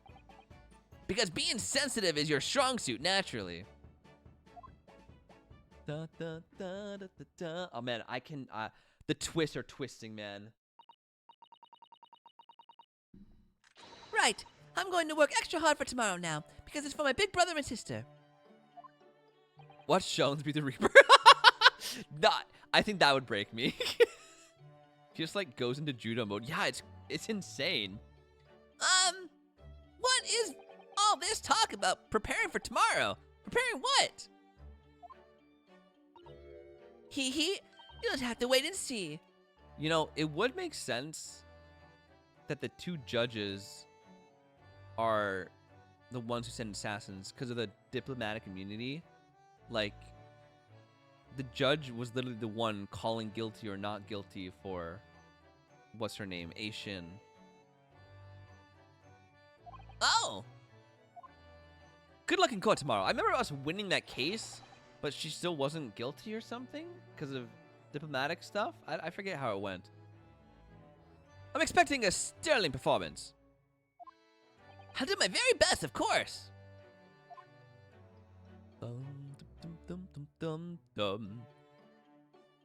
So the overnight break in the trials proceedings became a crucial turning point. It would make the most sense for someone in the legal system to be the Reaper, since not all cases would... Yes! I completely agree. Exposing new truths whilst posing new conundrums. That list of 4 names on the telegram at Judge Jigoku's office. And the extraordinary assassination plot in which my best friend had somehow become involved. It felt as though I had been plunged into an even greater darkness all of a sudden. But at the same time, I felt sure I would see the light again soon. Family. Yay. Because I was lucky enough to have the most wonderful family in the world standing steadfast behind me. Which makes the judges a good candidate, because even if they feel the person is guilty, right? And also the fact that the telegram with the assassins and the victims came from Judge Jigoku's office. I mean, like, I think that's the biggest evidence we have, man. Yes, I would like to save, in fact. Yo, we're doing this. We're finishing this. You guys ready for this epic trial? Epic. This is the last part? Oh my god, everything ends right now!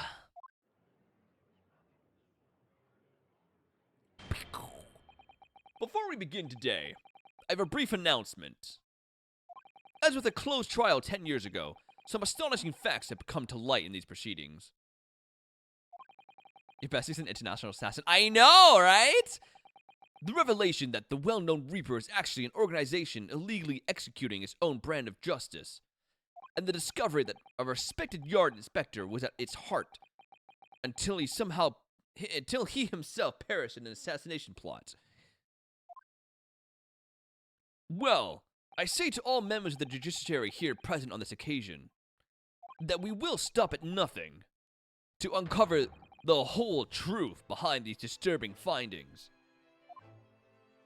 Counsels, you will undertake this trial with the resolve to pursue the truth to the bitter end. Resolve! Yes, that's the name of this game. The Great Ace Attorney Resolve. That's my intention.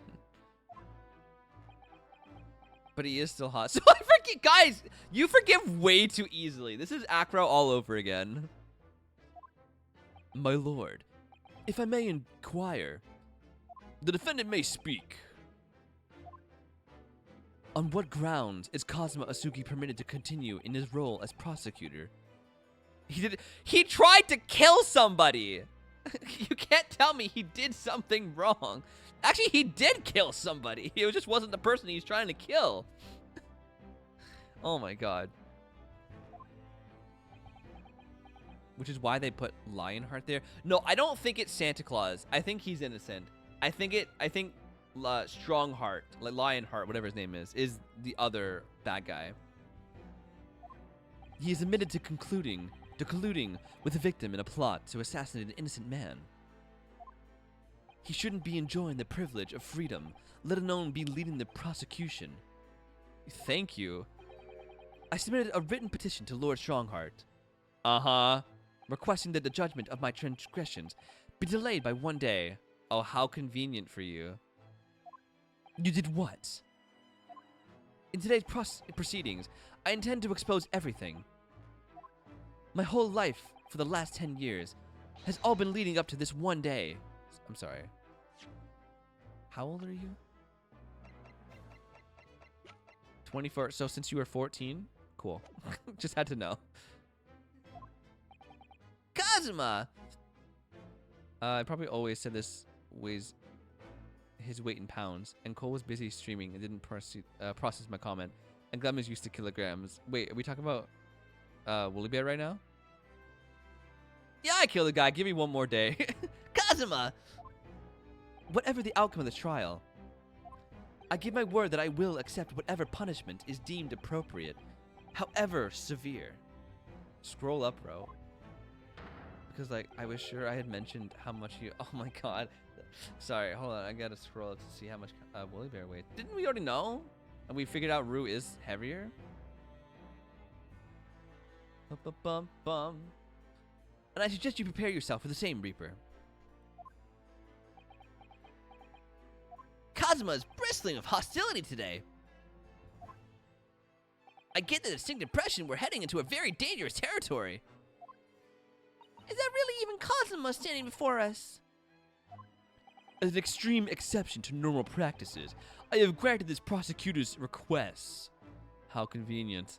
The defense finds this acceptable, I presume.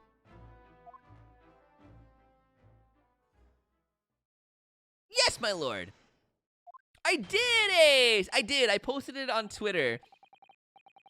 It's so good. Also, I adopted a new son. I'm proud father of a chain chomp that is now on my shelf. It looks so good, Ace. I'm so glad I went back for that Sonic poster. So good. In that case, in the name of Her Majesty the Queen, I hereby declare this court to be in session. Again. We resume the closed hearing of Barak von Zeeks. The defense is ready, my lord. This music.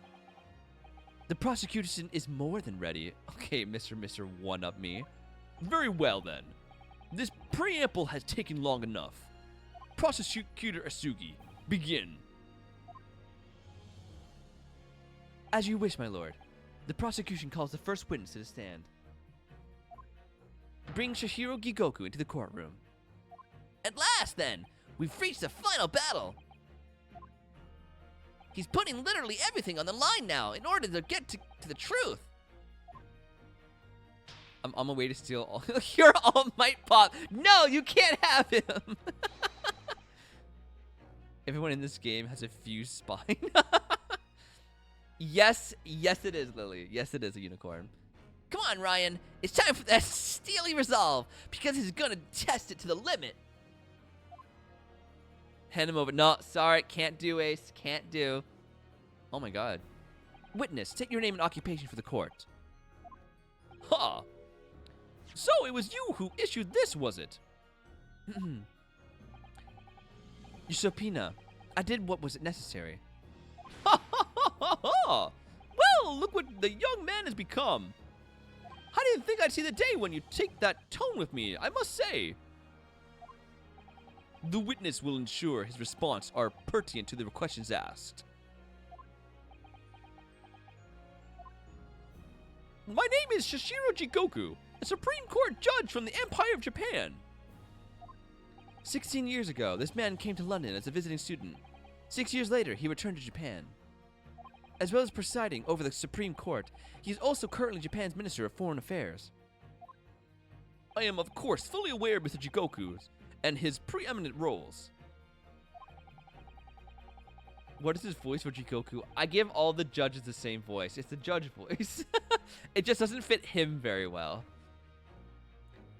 I invited him personally to the International Forensic Science Symposium as a representative of this country. I hear he also played a key role in the conclusion of the Anglo-Japanese Treaty of Friendship and Navigation. Except the Canadian judge. That one, yes. Oh, it was a great honor to be involved in the negotiations. I put my all into that treaty. You started watching Ace Attorney anime? Oh god, how is it, Ace?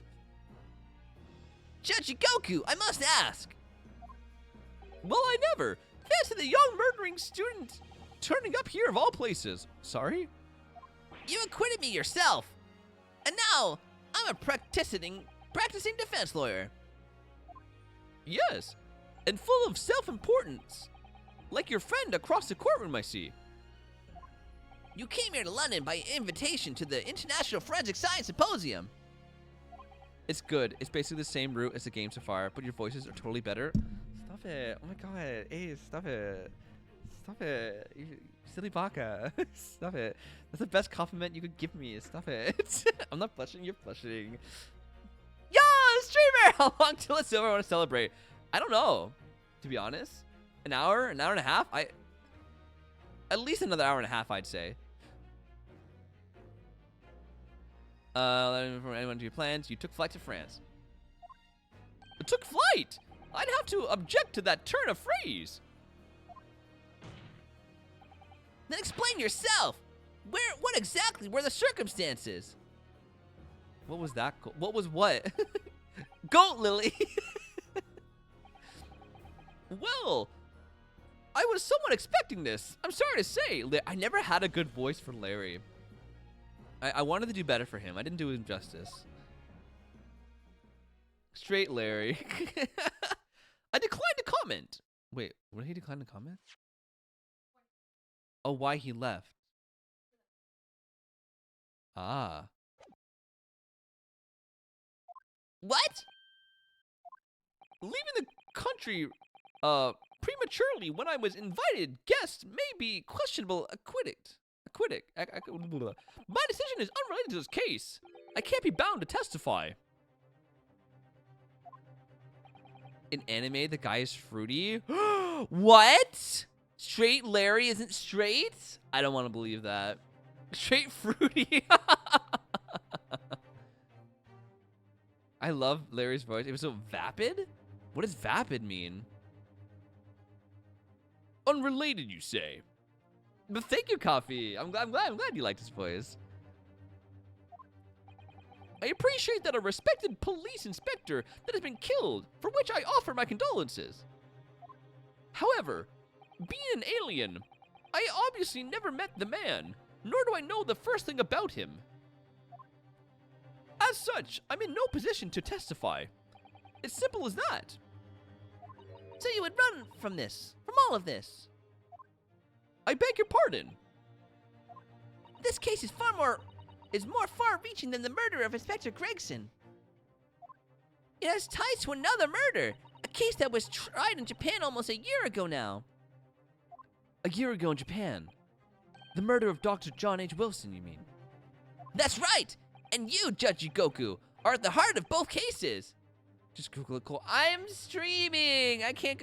Clem, can you Google Vapid?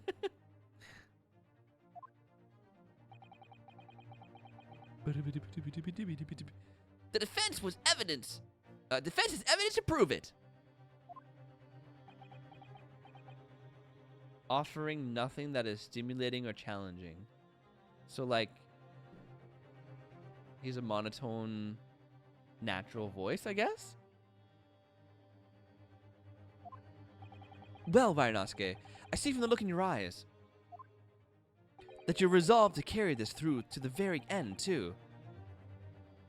Oh, the voice of an airhead. Ah, I gotcha. I take that as a compliment, Coffee. I thought it was something a twist with aliens from outer space. Nah, I know we say,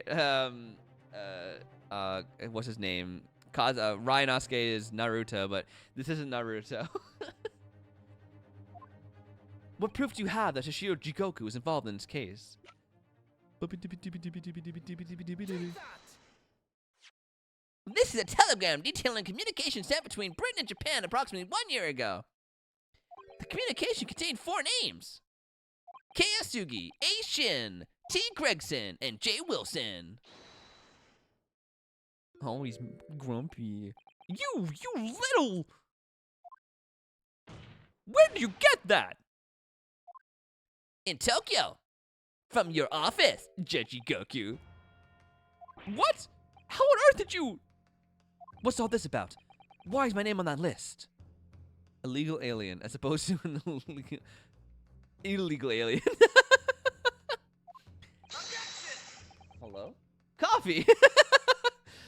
That confused me so much, because the sound came from my computer, but the game comes from my TV. I was like, what? How did the game do that?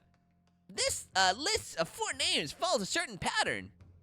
T. Gregson and J. Wilson are the names of victims. Kei Asugi and A. Shin are the names of assassins. No. Bang. Goes panic look. A year ago in Tokyo, Dr. John H. Wilson's life was taken in a Western-style restaurant in the capital. The culprit was found to be the visiting student who went by the name of Swan Girl, Jezail Brett. But her real name was Aisha Shin, a professional killer sent on a mission to kill from Great Britain. A. Shin and her victim, J. Wilson. And the murder that just took place here in London was the counterpart to that crime. An assassin sent from Japan, also a visiting student, Kazuma Asugi, whose victim was the British police inspector Tobias Gregson. Wow, we're really just coming out with it, eh? Kei Asugi and T. Gregson. One assassin from each country to kill a target residing in the other. Strongheart's like, well, fuck. What exactly is the defense suggesting? These 2 cases of murder, one that took place in Britain and one in Japan, were masterminded by a pair of individuals from each country as a form of assassin exchange. And the telegram the defense has acquired is proof of this international contract to kill. What? Nani? The telegram was found in your office, Judge Goku. In other words, the mastermind in Japan was you. Wow, wow. Usually there's so much dancing around the subject. Judge Goku, what's this all about? And you, Kazuma, you lied. During yesterday's proceedings, you acknowledged that you accepted the assassination mission. But the mark wasn't Judge Goku at all. It was T. Gregson, Detective Inspector of Scotland Yard.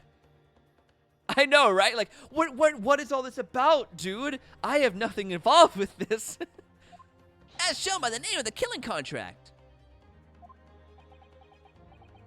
Very impressive, Ryan. But actually, I didn't lie.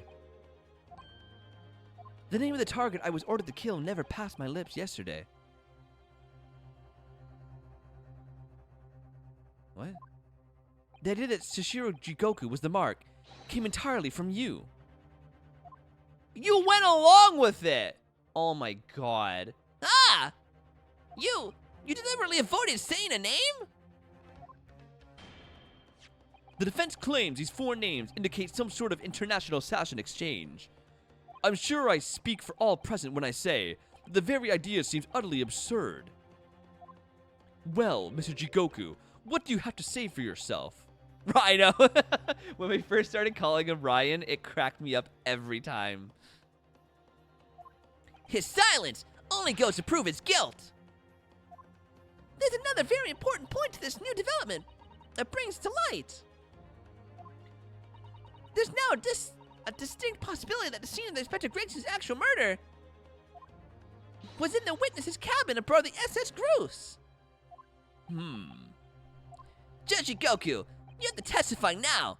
To refuse would put you in contempt of court.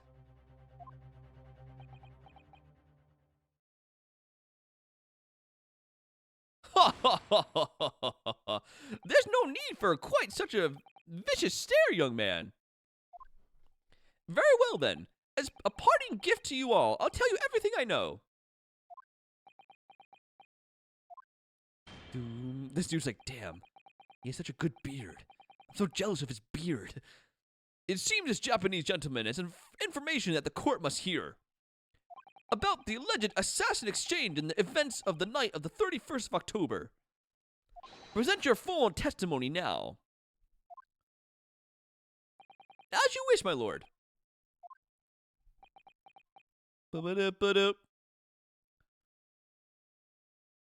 Witness testimony. It's true that Kazuma Sugi was assigned the assassination mission 1 year ago now. Oh. Jesus Christ. Oh, okay.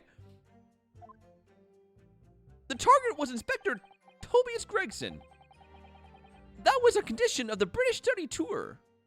What the fuck? However, in the end, something happened that meant the young man was unable to carry out his mission.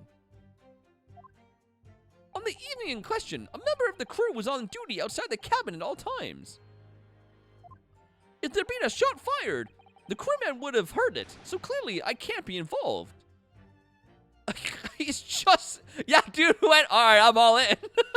Christ. He just admitted that he's guilty. So you admit it then? As his communication suggests. There really was an assassination exchange arrangement between Britain and Japan. A political endeavor at the highest levels. Not something I can discuss here. To use such a worthy practice as foreign study to coerce somebody to commit murder. Yeah, God, it went, fuck you, Kazuma. You fucked up, so now you're going to jail. It's the most appalling thing I've ever heard. Appalling? Well, it's easy to judge. Pardon? Asuki had a reason for taking his sword to that British inspector, you know. What? Which is why he accepted the mission in the first place. Isn't that right, Council? Kazuma! What is happening? Judge Goku, if you are the mastermind behind this operation in Japan... The Great Ace Attorney Chronicles. The entire court goes to jail. Enjoy prison, bitch. I got diplomatic... Right? Then tell the court the identity of your counterpart in Britain. I'm not obliged to divulge that information. As I said yesterday, I've killed nobody. I freely admit that I accepted the mission, but on the night the plan was to be executed, I backed out. In short, this assassin exchange that the defense has identified is unrelated to the events of this case. And this man was going, what's this all about? Dude, what a phony. The crucial point is this. Your police inspector can't have perished aboard that steamship in Dunkirk. Because if he'd been shot in the cabin, it's inconceivable that a member of the crew wouldn't have heard it. That's right. Gregson was killed after returning to London in the room in Fresno Street. That's not true. And the perpetrator of the crime was the Reaper, Barrack von Zeeks. The prosecution's accusations remains unchanged. To think that seemingly innocent foreign exchange student program was a facade for such maculous dealings Clearly, it's a plot only a government minister and high-ranking judge, such as the witness, definitely not me, could hope to execute. They really are trying to cover their own. Right, Lily? Well, I seem to recall that it was someone on the British side who controlled everything. Be that as it may, it is not the place of this court to pursue this villainous assassin exchange plot, even though he's probably devilishly handsome. We are concerned only with the tangible events pertaining to the murder of Inspector Gregson, and nothing that had to do with me at all. Is the defense clear on that point, counsel? The way you just skipped over... I have no idea how to pronounce that, man. Yes, my lord. I'll keep that in mind as I cross-examine the witness. Ba ba ba ba ba ba ba ba ba. Have the dogs eaten? Okay, I'm gonna BRB because I have to go feed my puppies. When we come back, we will deal with all this twists and turns. BRB, guys.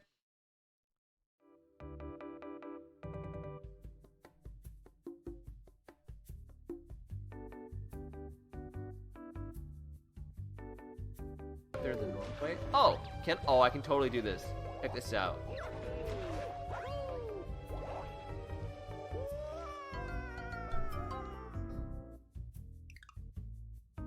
That didn't happen. None of you guys saw that.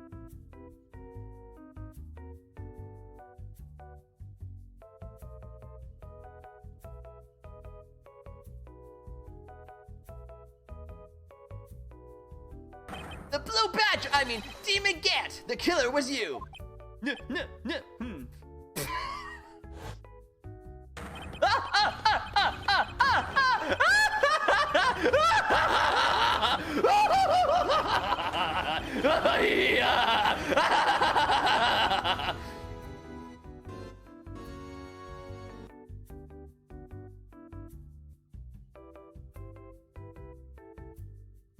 No, no, the girl said, unable to stop the tears.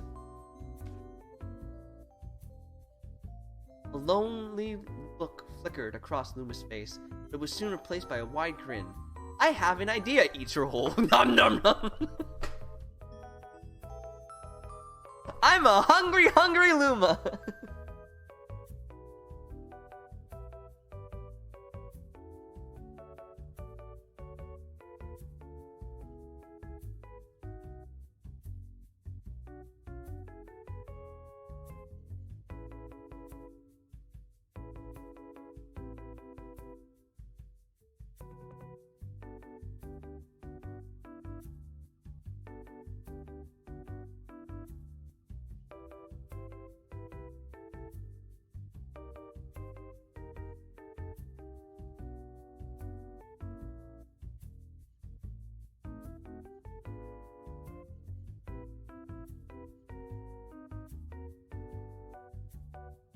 Wait, what's a classic All Might quote?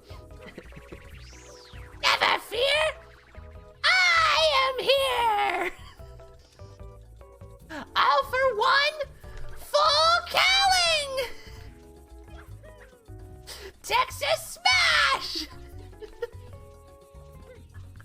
Blast Ultra! I'm back! That's not very plus ultra of you. Do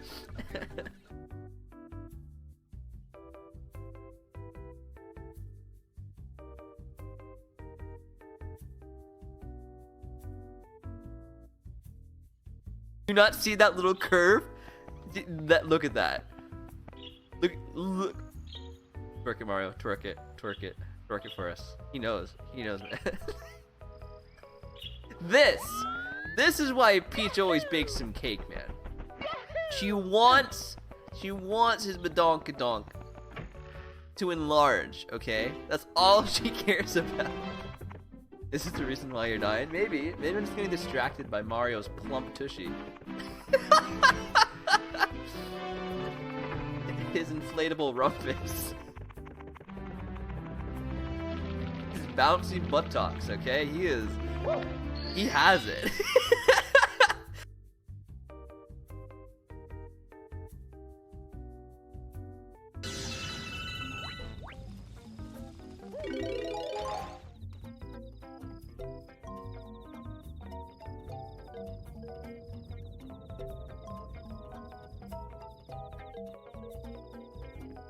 Huh?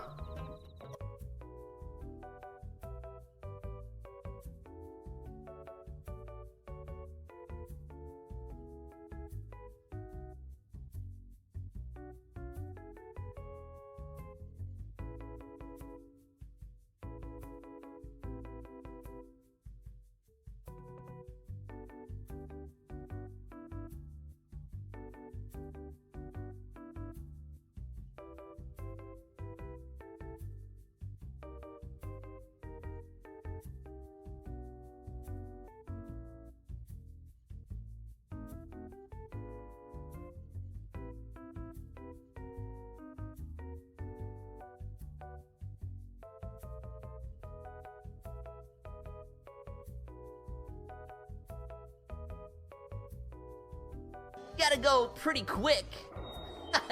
Step it up. You're too slow. Chili dogs. Chili dogs are poggers.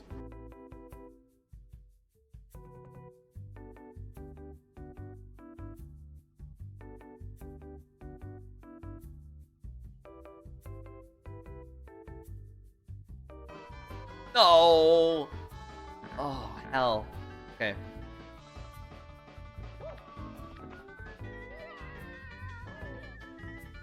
Okay. We didn't fall too far. We didn't fall too far. We didn't fall too far. We're okay. We're okay.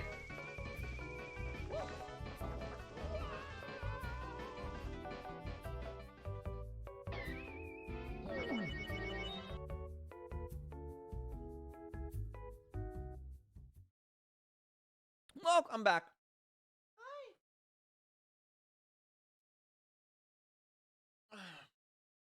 No, Pepper had her din-din, so she's very happy. Yes. Aren't you? Yes. Hello. Thank you. Nom, nom. Oh. Yes, yes, yes. Monkey. Yes, yes, yes, yes. Oh, kiss, kiss, kiss, kiss. Yeah, you're happy now. You got your food.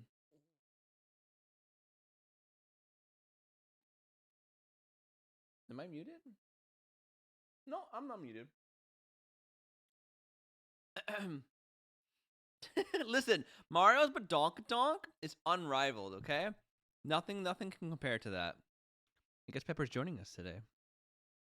And she's a very cute monkey. You can't really see her, but she's on my lap. It's true that Cosmo Sugi was assigned... Oh, right, okay. Hold it! A year ago, when Kazuma was still in Japan then. Correct. It was at the examination center for applicants at the study tour that I approached him. I'll never forget it.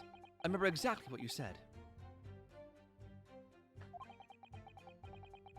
You just came out and asked for me to forthright if I considered traveling to Britain on an assassination mission. Surely not. I thought it was a joke at first, of course. But then, it was made clear to me that if I didn't accept, I wouldn't be considered for the study tour. So you agreed to it, just like that? I mean, I know how much you wanted to study in England, but assassination? Right? We thought we were friends with him, and all of a sudden he's like, oh yeah, I'm an assassin. I was doing dishes and just heard Cole going off of having a big booty. He has a juicy badonkadonk, okay?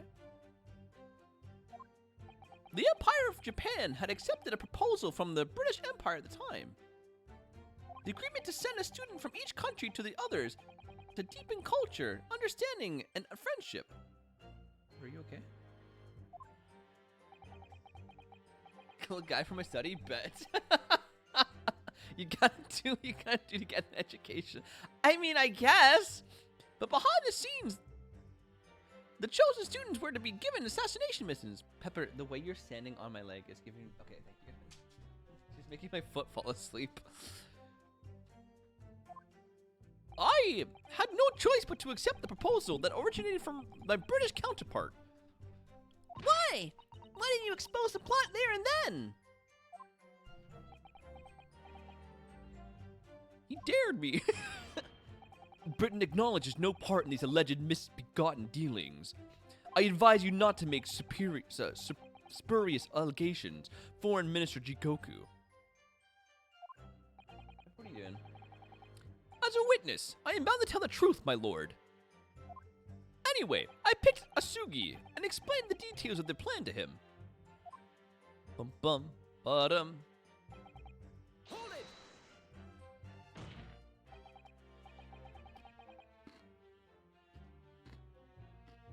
Yeah, they're firing shots. It's definitely him. It has to be him.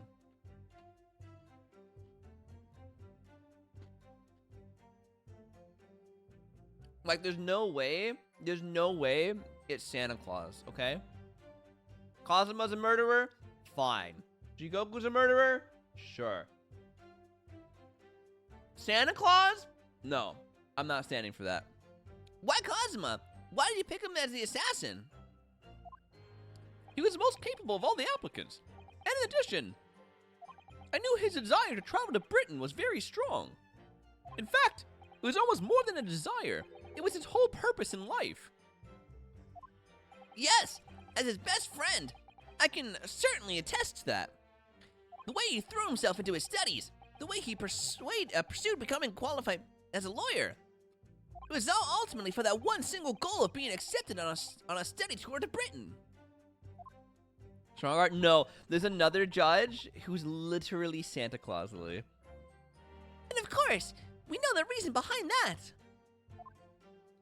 He was determined to find out for himself the truth about his father, Genshin Asugi.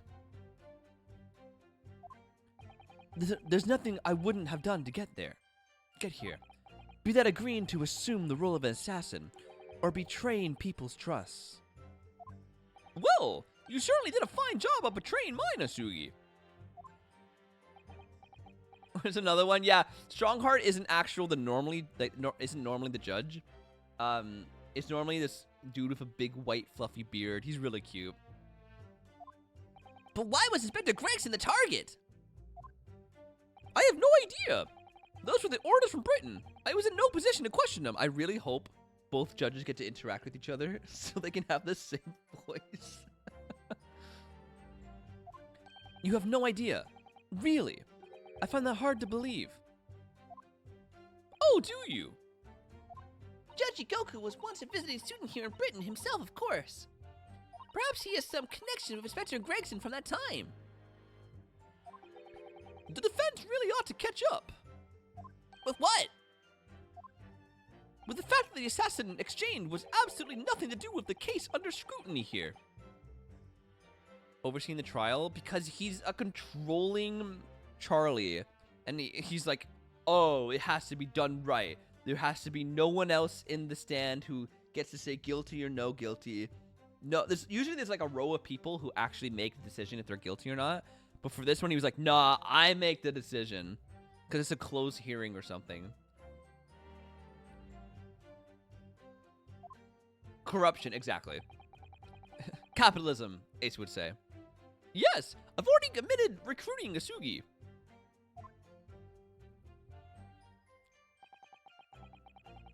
Something happened that meant the young man was unable to carry out his mission. Hold it! I was literally about to say it. I presume you're referring to the incident that occurred during Kazuma's passage to Britain in January.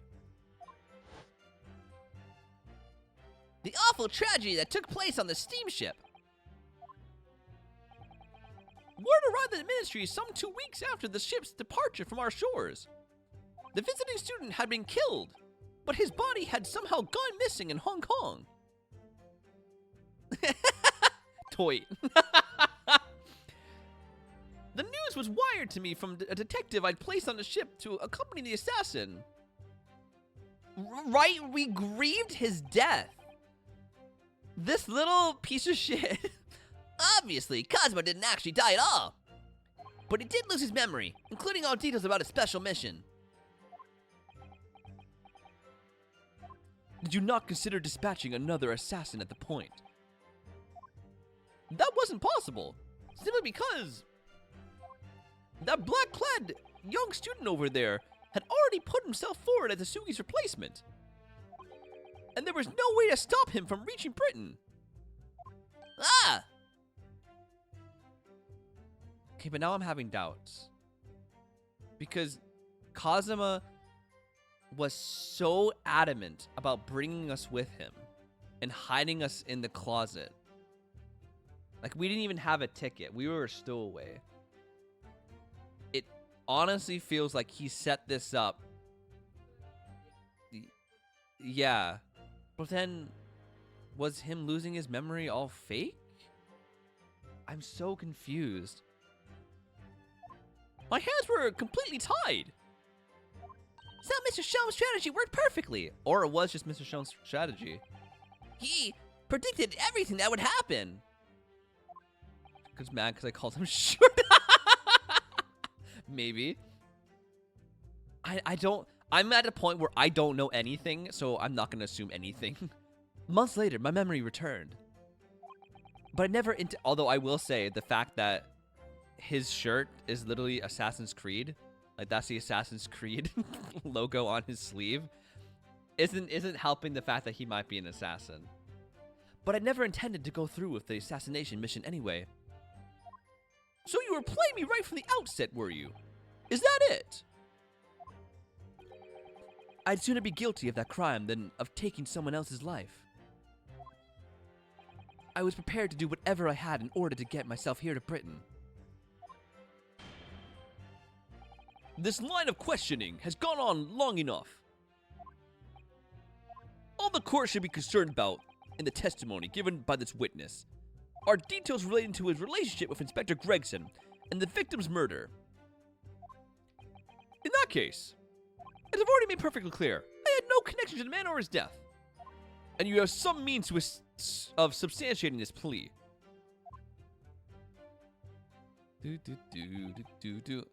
Member of the crew was on duty outside the cabin at all times. Oh, that's not true, actually.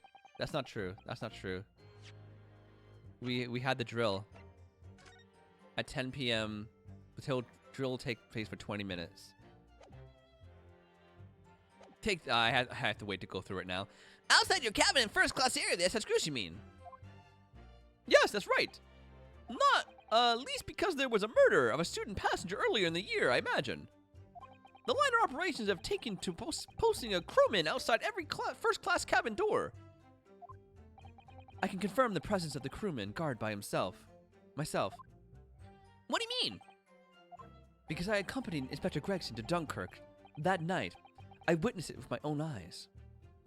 There was a well-built crewman standing guard directly in front of the door to the witness's cabin. At that particular time, of course, I'd gone to the ship's dining room for dinner. The inspector and I asked the crewman to allow us into the cabin while we waited for Judge Igoku's return. I suppose Inspector Gregson was there in his capacity as a Reaper. He was intending to take the witness's life. Exactly. As I've said numerous times now, I had no intention of killing anyone. So the crewman let two potential assassins into the cabin he was supposed to be guarding. Not the most convincing of sentries, really. In truth, those were my thoughts too. But anyway, I stayed to talk with Inspector Gregson for a short while, and then I left him there and made my way off the ship alone. Dum dum. Was the guard still at the door when you went? Yes, he glared at me as I walked past. You see? That proves it. No, it doesn't. We're going back. Wait. If there'd been a short fire, the crewman would have heard it, so clearly it can't be involved. On the evening in question, remember the crew was on duty outside my cabin at all times. Let's do on that one. Ba ba ba ba ba ba ba. I'm being I'm being meowed at by a cat. That does happen when you have a cat. They do meow at you.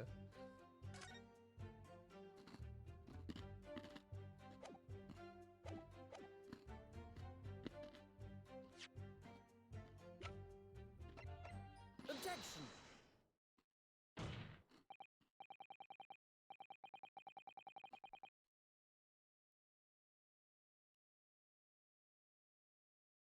Yes. As the court has heard, there was a crewman posted outside Judge Jikoku's cabin. However, we can be sure that, contrary to the witness's claim, the guard wasn't there at all times. What? I have here a notice of a particular event that was scheduled to take place aboard the steamship on 31st. You just walk in and start yelling at her. Ah! What? Where did you get that? It's evidence gathered by the Mr. Herlock Sholmes. You were acquainted yesterday, if you remember. Herlock Sholmes again. According to this itinerary, after leaving the port for Dunkirk at exactly 10 p.m., and for a period of 20 minutes, all crewmen of the SS Groose were together on deck for an evacuation drill. All crewmen were away from their posts. And during that 20-minute interval, of course, any gunshots emanating from your cabin would have been heard by no one. And thus why it was stuffed in the cloak. Did he kill Gregson? In summary, Judge Goku, you had ample opportunity to commit the crime. Oh my god. Objection. A 20-minute window of opportunity. That's an excellent find, Ryanosuke. But it amounts to nothing. Why? Because a witness clearly stated in his testimony that no incident occurred in his cabin. Unless you have some decisive evidence that can show his testimony to be false. Your accusation is nothing more than conjecture. Very true. Well, counsel. Inspector Gregson was killed in Judge Goku's cabin that night. I'm certain of it. Because the defense has the evidence to prove it.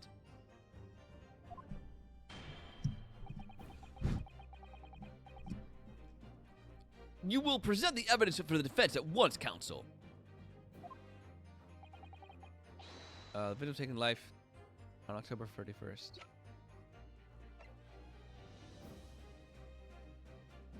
I actually don't know what I have to prove this.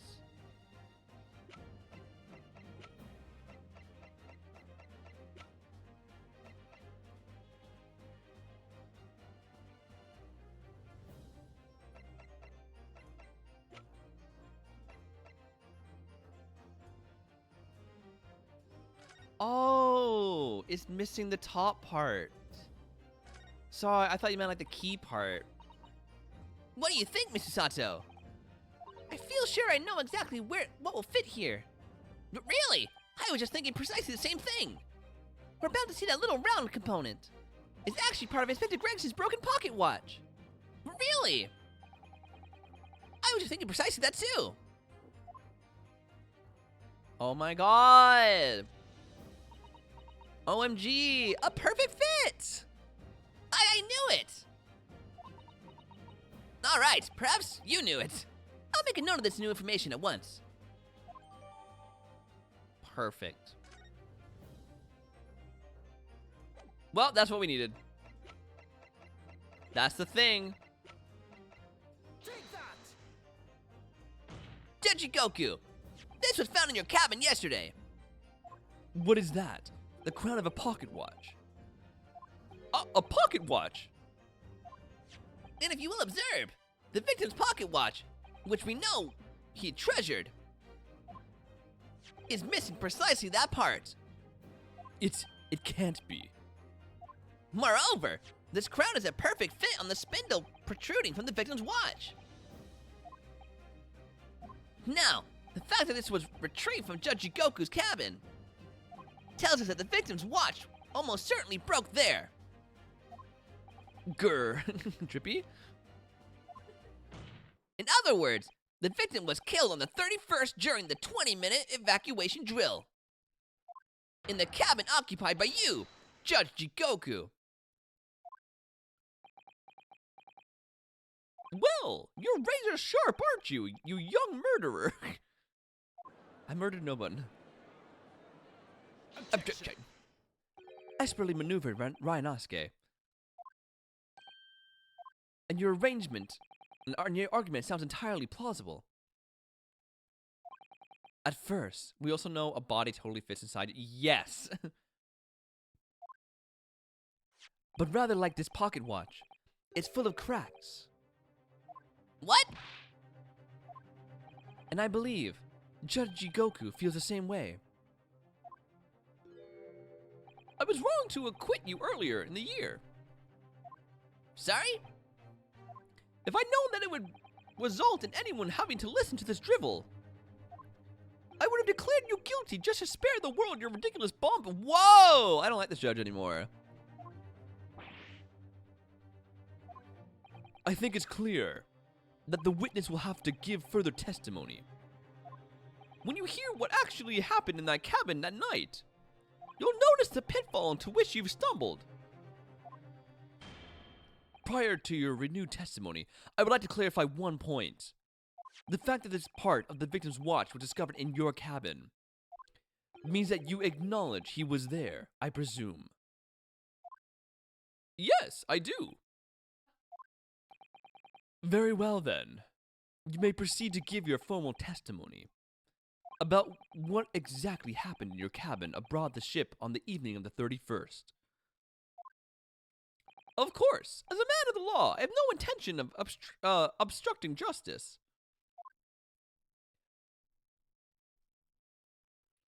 Totally off topic, but my cat was sitting on my lap like a baby watching stream with me, but he fell asleep, and now he's just folded over my hands. Aw, which one? Which one, Lily? I had a guest waiting for me when I returned to my cabin after finishing my evening meal in the dining room.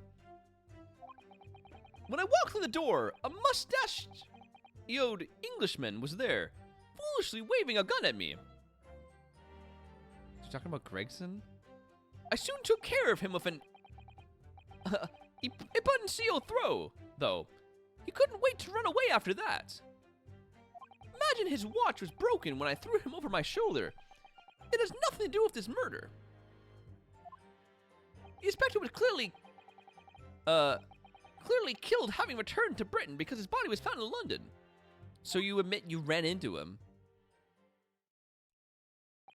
Oliver only snuggles on his own terms, but Xander just wants to be... Aww, that's so cute. Iponcio. A common jiu-jitsu martial arts technique in my country.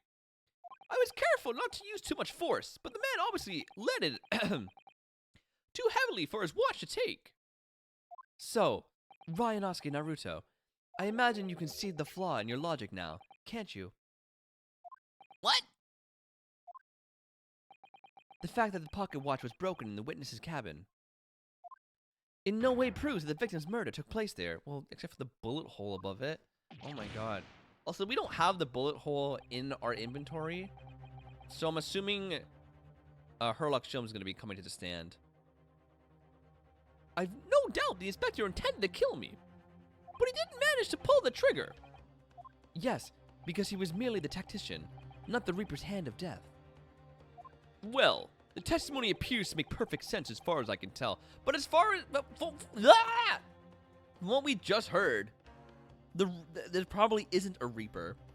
You know, it's the two people exchanging assassins that are the Reapers. Let me express my deep gratitude for your understanding, my lord. Wink, wink. But if the testimony holds, Judge Jigoku will be deemed to have no involvement in the case. Well, counsel, I really see no reason... Well, counsel, I really see no reason for wasting precious court time here on the cross-examination.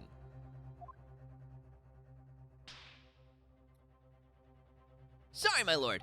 The defense has a right to cross-examine, and I don't intend to squander that.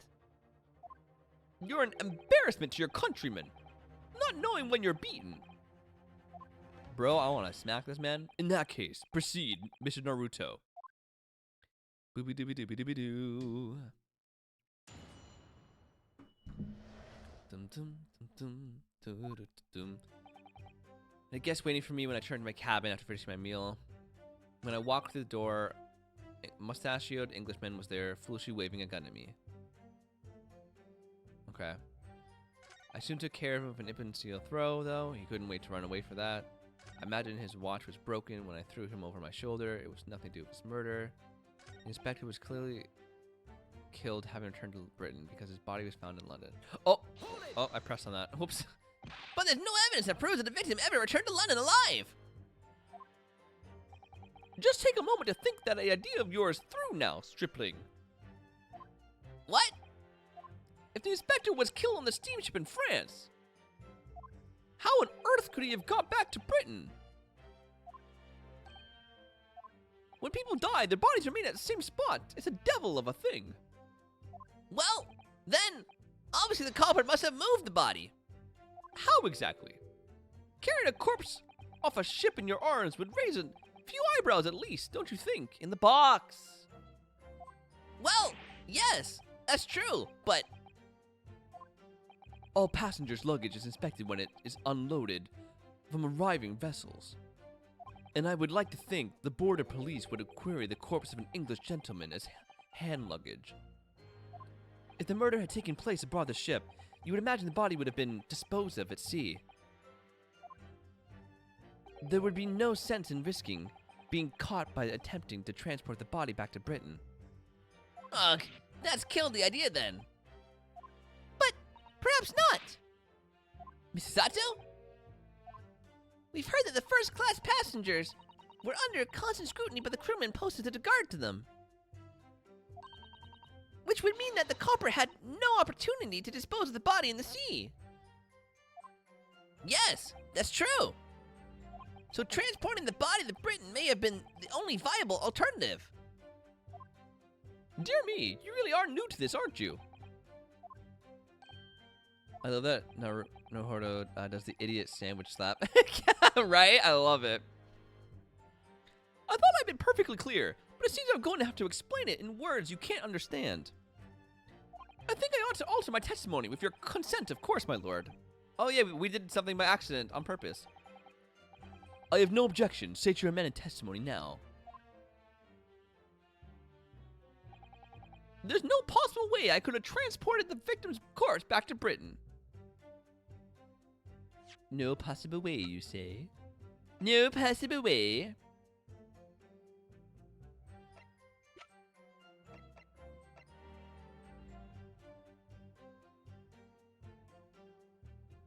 Is there anything else we have that can show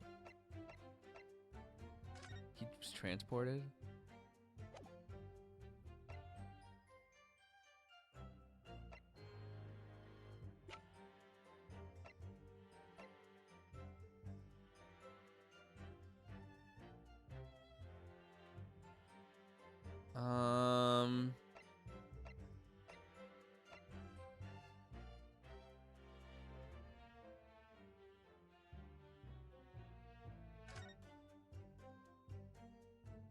Evidence just measures may have been taken to disguise the time of death. Shot in the chest at close range. It's a death, question marks.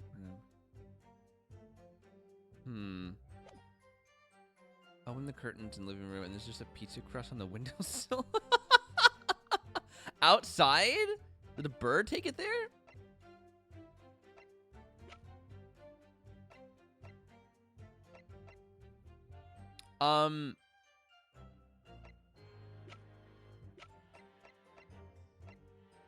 So, he amended his testimony, saying, there's no possible way I could have transported the victim's corpse back to Britain. I'm gonna press on it because I don't know of anything to show against it. There's an idea. Think about it, stripling. All passengers and crew disembark at the same time and pass through the same checks at the border. The symposium guests were then driven straight to the hotel in carriages organized by the ministry. We met you as soon as you arrived at the hotel. So you did. Well then, remind me, did I have a corpse over my shoulder at the time? What? No! So we're in agreement then. I couldn't possibly have brought the inspector's body back to Britain. Unless, of course, they've developed some clever device these days to instantly move things from A to B. I mean, There was that gun that blew up and was never found to work. There was that. Funny you should say that. Professor Harebrain's invention didn't actually work, if you remember, Mr. Naruto. Yes, of course. The defense has become unusually quiet, I notice. Yes, because there's really nothing more to say. That's the story. I suppose if you think about it, whenever you drop a teacup in the office and breaks, we don't say Mr. Naruto must have been the murderer there, do we? Is that a veil threat or something? He was found in the little room on Fresno Street. If he really was killed in Chichibuku's cabin, the body would have been moved somehow. Transport a dead body over a country border, impossible to the majority of people. Must have been some special circumstances that made it possible for the culprit. That could be a vital realization, I think, Mr. Naruto. He would have had special...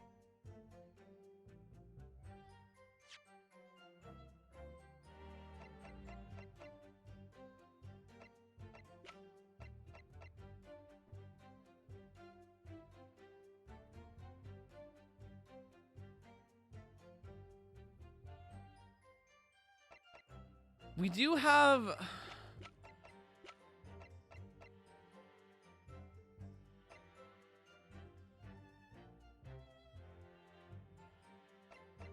Where is Gregson's passport? Maybe he never did come off the boat?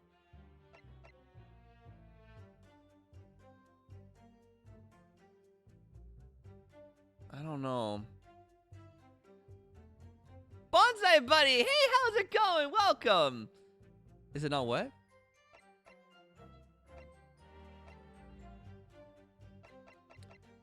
It's his identification, but it was in the hands of the guy who wore a disguise. Yeah, it's this one. I'm gonna save and try anyways, because maybe he didn't leave the boat right away. Maybe he did send him to France. Supposedly. Either that, or maybe I'll present like the luggage, being like, look, you could have been in luggage. Yeah, Gregson's trunk. It is very small, but maybe it's like, oh, look, trunks. I don't know. Objection.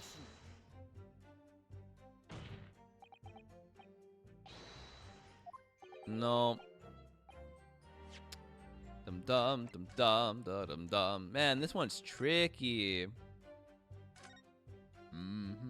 Maybe the luggage? I'll try the luggage. It's gotta be the last statement because we just changed his testimony. Gregson's trunk. Objection.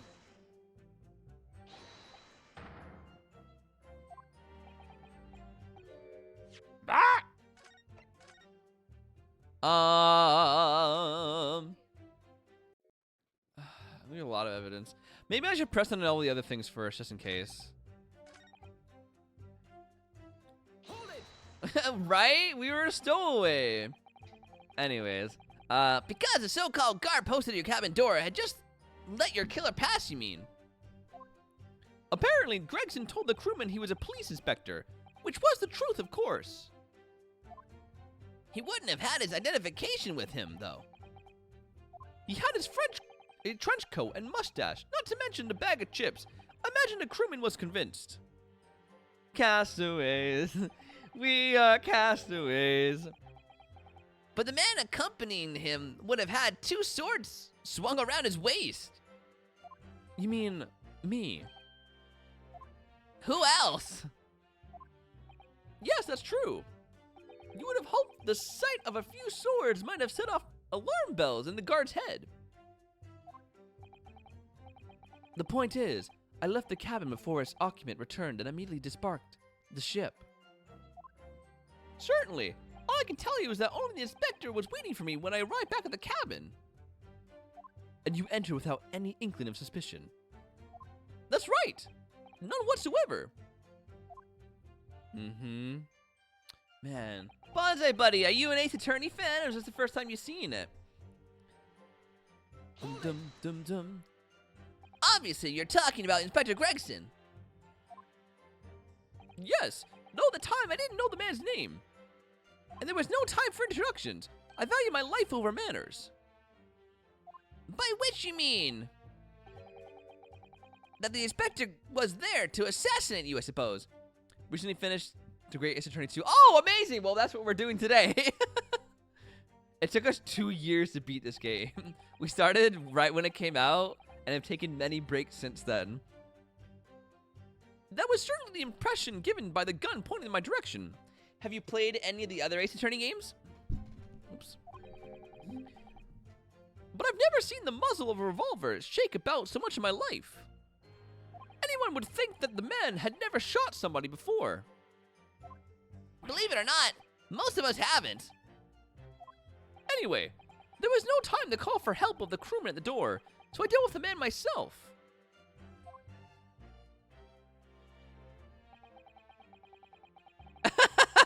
Yeah, I feel you, Lily. Every game plus investigations and the latent crossover. Oh my god, hell yeah, Bonsai! We've played the Ace Attorney trilogy on stream, and this is our second game. The what's it called? The Great Ace Attorney. What's it called? Chronicles. Thank you. But I really want to play the other ones. They look so good. Do you have a favorite one? Even though the man had a gun, that was a very brave move, wasn't it? Ha ha ha ha ha! My Pincillo is far faster than a bullet, I can assure you. But surely all that commotion caused the crewman to come in, didn't it? Yes, of course. He burst in immediately without knocking. The inspector hurled himself at the stocky fellow, and just managed to slip past him to make his escape. The outstanding guard does it again. Luckily, there aren't many situations I can't get out of using a quick Iponcillo throw. The Great Ace. Really? This one? Very interesting.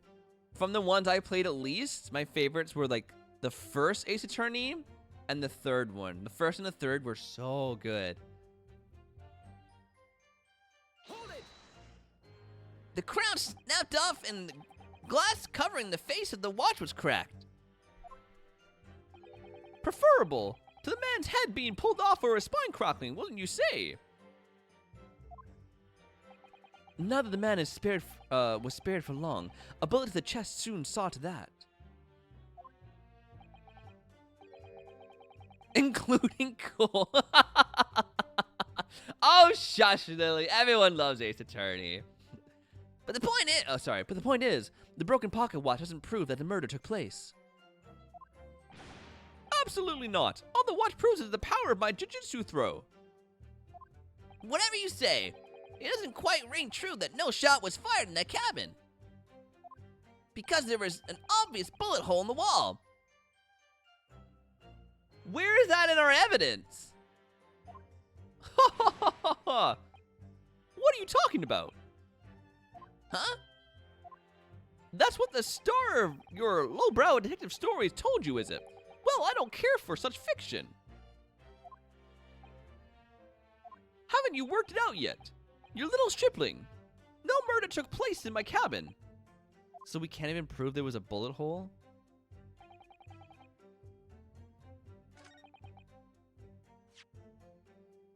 Okay, are they not here?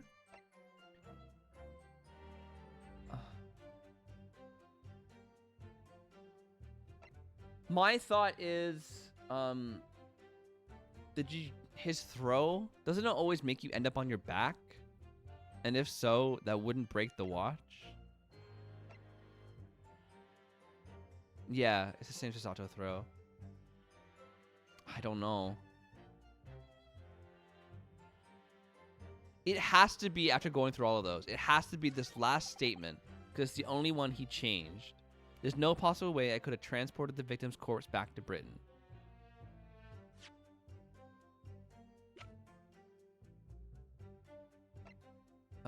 Small component. A notice about a practice evacuation to be carried out by the crew.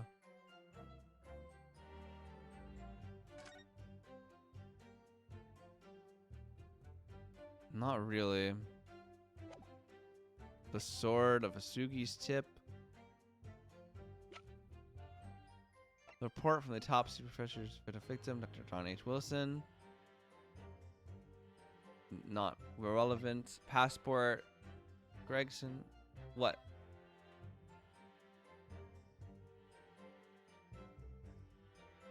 Yeah. Yeah, let's check the boarding ticket, maybe.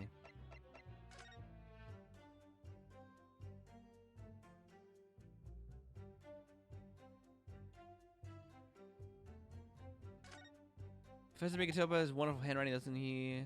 This dark-suited man is not the least bit untrustworthy. Just me, or does that make any sound untrustworthy?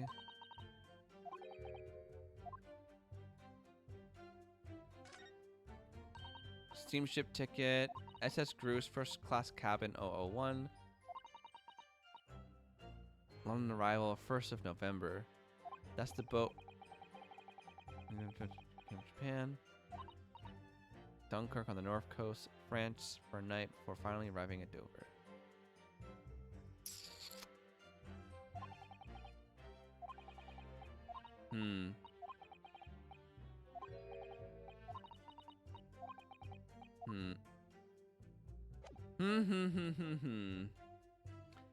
The third is very good, but I can't fault I guess 22 on big points, only small things. It's just, I think I just like the humor and the characters better in the third one. I was more attached to them than I am this one, you know? I love this one. It's so goofy, especially when like the dad's tap dancing. Like that was 10 out of 10. It's just, I think it goes a little too goofy. I think that's it for me. They were out on a drill, so it wasn't that the murder could have taken place. We're trying to prove that he got him off the ship. A wig? He wore a wig?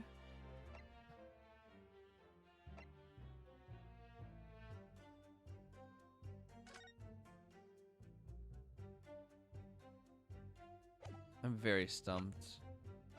Bum, bum, bum, bum. Maybe it's the autopsy report. Because it says it could have been skewed. Yeah.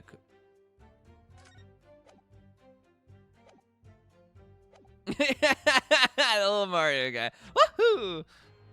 No, I didn't hate him. Objection. The tap dance is what kept me engaged. Dang it. No. Do you want to do a little looky-uppy? Yeah. Because I'm stumped. Sometimes it's so much of a stretch. Every witness has so much depth. A lot of the other games with dull witnesses just for the sake of it. That is true. That is true, Bonsai. That is true. They both have their different charms, that's for sure. It's not that I don't like this game. It's just that I like the other one better. Dum dum dum dum dum dum dum dum dum dum dum. A little Wookie-uppy.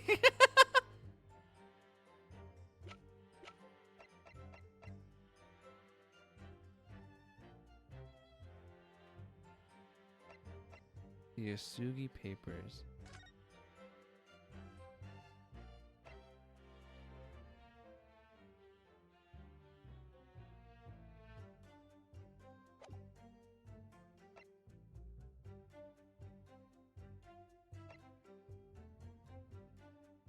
No, he didn't.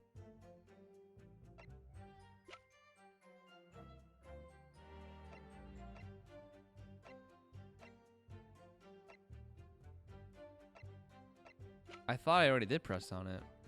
Hold it. Think about it, Stripling. All passengers and crew disembarked at the same time and passed through the same checks at the border. Police guests were then driven straight to the hotel in carriages organized by the ministry. I met you as soon as you arrived at the hotel. So you did. Well then, remind me, did I have a corpse over my shoulder at the time? No. So we're in agreement then. I couldn't possibly have brought the inspector's body back to Britain. Unless, of course, they developed some clever device these days for instance moving things from A to B.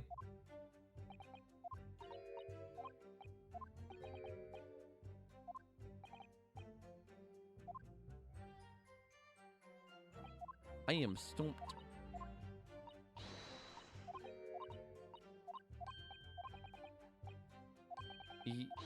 Not yet, no.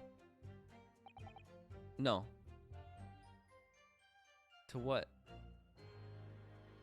I presented the passport.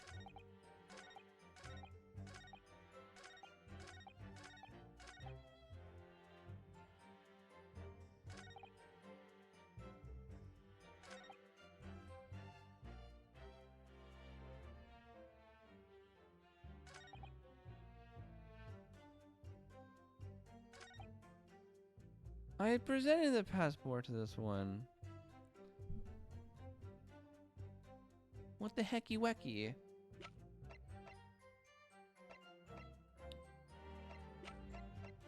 Objection. No, nothing changed.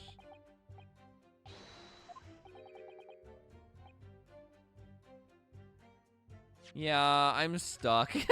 Bonsai, you wanna give me a little hint or point me in the right direction? I'm very confused.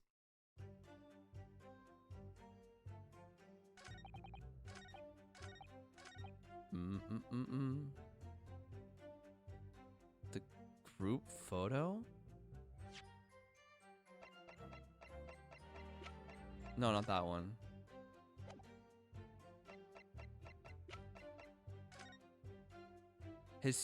Are you for real? That's the, oh my god. Thank you, Bonsai. See, no, that's another point about this game I don't like. In the original Ace Attorney, you can figure things out and use your brain. Some of them in this one are like, what? You wanted me to present what? On my own? Christ almighty. But thank you.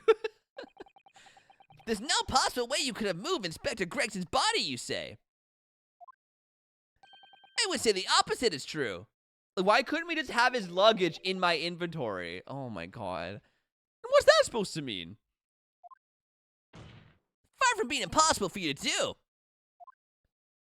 The transporting of Inspector Gregson's body back to Britain is something only you could do. What are you talking about, Rhinosuke? As well as being a judge, Mr. Jigoku is also Japan's Minister of Foreign Affairs. Which means he's exempt from having his luggage searched when he enters the country. That would have been nice to know. Where is that information? This is the first I've been hearing of this. Oh my god. Jesus Christ.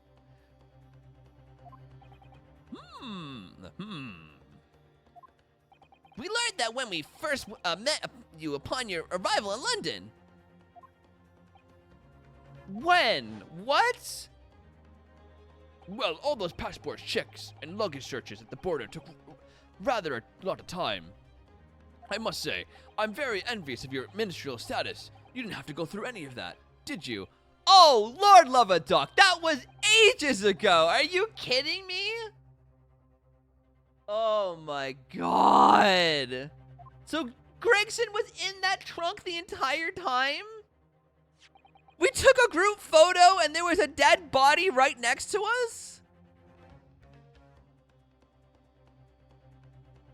Oh my god.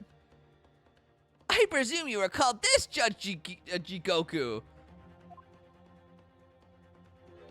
Thank you, Coffee.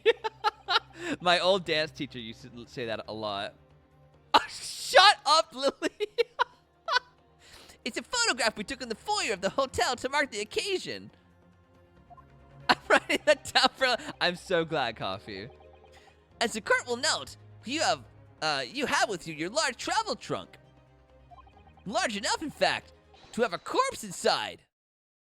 Mr. Naruto, surely you're not suggesting... I'm afraid I am, yes. 3 days ago, even when we were chatting innocently with the new arrivals from Japan in the hotel, the body of Inspector... He was inside the box. The body of Inspector Gregson was just meters away from us inside Judge Jigoku's trunk. Oh my... So you know what happened? We presented the photo, and then Ryan was like, oh, but you're the minister, so you're exempt from being checked. Yeah, and I'm like, when did we hear that? And then we had a flashback to when they first arrived. A single conversation between Judge Jikoku and Susato's father being like, oh yeah, you didn't have to go through any of that. I'm very jealous. He's like, ha, I could see you were jealous. Which means, Glem, when we took this photo together, Gregson's body was beside us. That's so fucked up. Lily, aw, Gregson's in the photo with you. My usual explanation of frustration is Jesus tap dancing Christ. I love that. Right, Ace? Like, that's so messed up. That's so messed up. The body of Inspector Gregson was just meters away from us inside Judge Jigoku's trunk. That makes me feel nauseous. Like, oh my god. Order in court. Oh, sorry, order in court. I'm skeptical, counsel, that a grown man's body could fit inside even the largest travel trunk. It could. Because I happen to know. The witness himself, a man of considerable size, fits inside his trunk. And verifying that would be extremely simple, wouldn't it, Judge Jigoku? I know, usually it's kind of light, but this got really dark. The fact that we were having a very light conversation and he was laughing with us when there's a dead body beside us. Oh my god. But inside his trunk, how horrifying! It's now setting in that Gregson's dead. Like, I didn't believe it before, but now that we're going through all of this, it's like, whoa. Yes, Lily. Yes, he did. And after we'd spoken with you at Great Waterloo Hotel, you had the opportunity to visit the apparent scene on the Fresno Street. I know, it was, it honestly makes me feel sick to my stomach. Taking your truck with you in a cab to deposit the inspector's body. Yeah, I was gonna say Coffee, like, this guy has definitely gone there. I don't have to listen to this nonsense. Dr. Gory, the coroner who examined the body, has confirmed the possibility. She's acknowledged there are signs that steps may have been taken to disguise the true time of death. The onset of the body's decomposition could have been delayed by storing it in the refrigerator. Counsel, as I remember explaining yesterday, refrigerators of the requisite size are few and far between. Yes, I'm sure they are, but one place they're certainly found is on large ocean liners. Such ships are equipped with electrically refrigerated cold rooms to keep food fresh on their long sea voyage.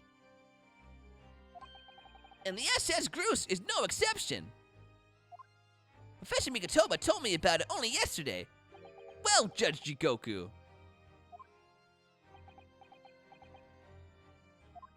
This makes me feel very uneasy. However much you prolong this debate, you can't eliminate the truth. All the evidence points to you being the killer.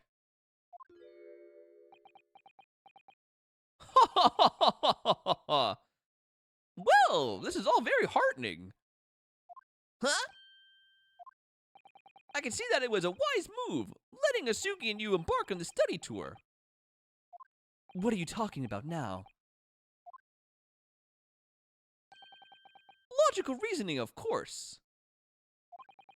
All court proceedings will be built on logical reasoning in the new country.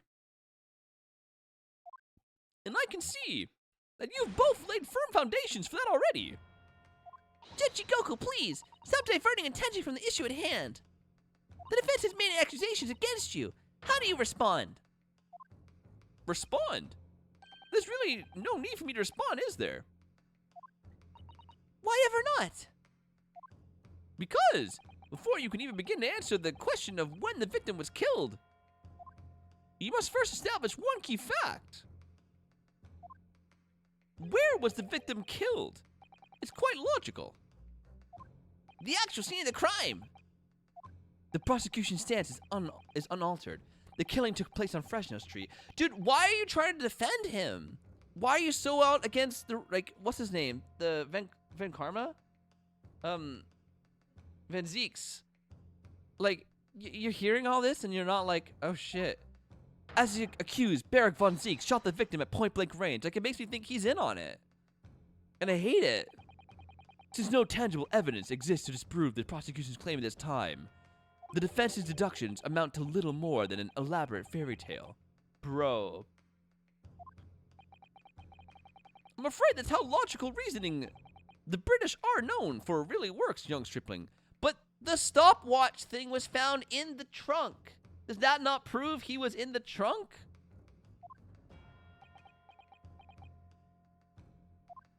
The victim was shot in that little room on Fresno Street and died instantly. I'm afraid it's the prosecution's claim. That's the only fairy tale here. How can you say that?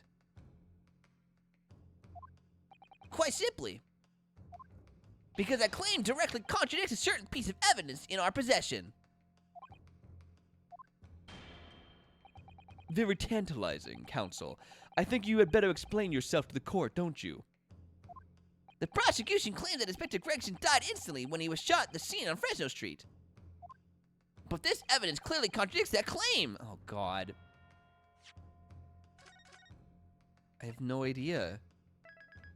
He's saying he couldn't have died at that scene because we have evidence that says otherwise. The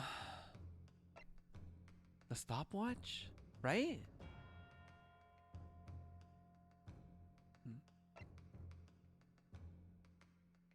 Oh, man.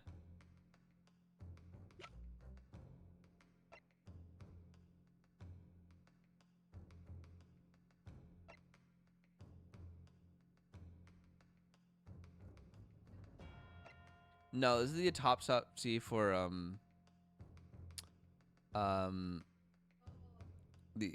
Clint's autopsy. Grayson's trunk. Sugi papers. Picture. Inspector Gregson's police identification. Stopwatch. Photograph print of the victim. Inspector Gregson. His body appears to be tightly curled up in the headpiece.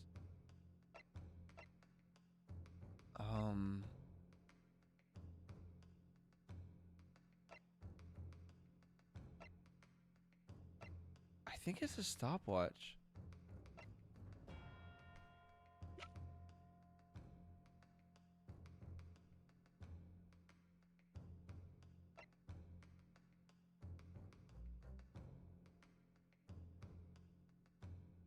Yeah, it just says his death could have been tampered with.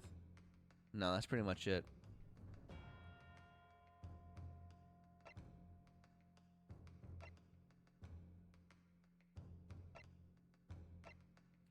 My bet's on the watch. That's the only thing I can think of. But let me look at it. Let me look at Gregson's autopsy again. Where was it? Evidence measures have been taken to disguise the time of death. Victim was shot in the chest at close range from the front, resulting in instant death. Scorch marks at point of entry. The bullet exited the body from behind. The caliber of the gun used matches that of standard issue firearms for members of judiciary.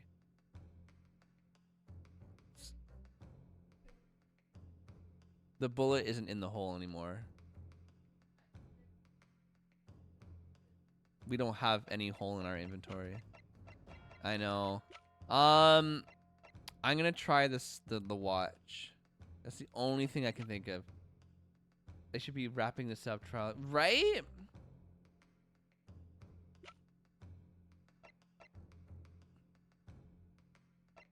Let's try it. The Japanese really are a curious breed. To proffer an argument with such conviction, only to present such nonsensical evidence. Well, that wasn't it. Yeah. Yeah.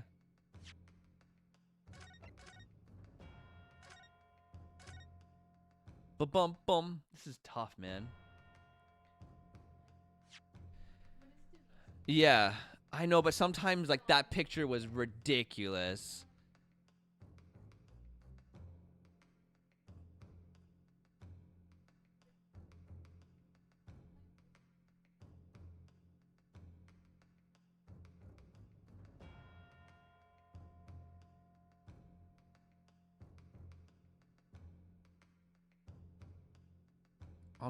I'll try the watch part this time.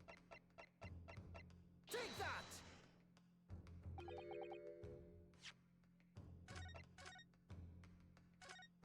Yeah, we don't have any chips on us. Man! Do you have the answer, dog? Because I can't think of anything.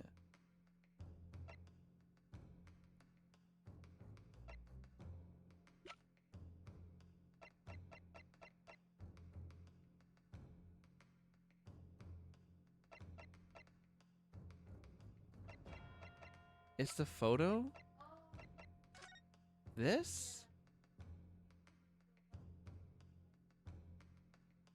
But they could have put his body in any position they wanted when they dropped him off.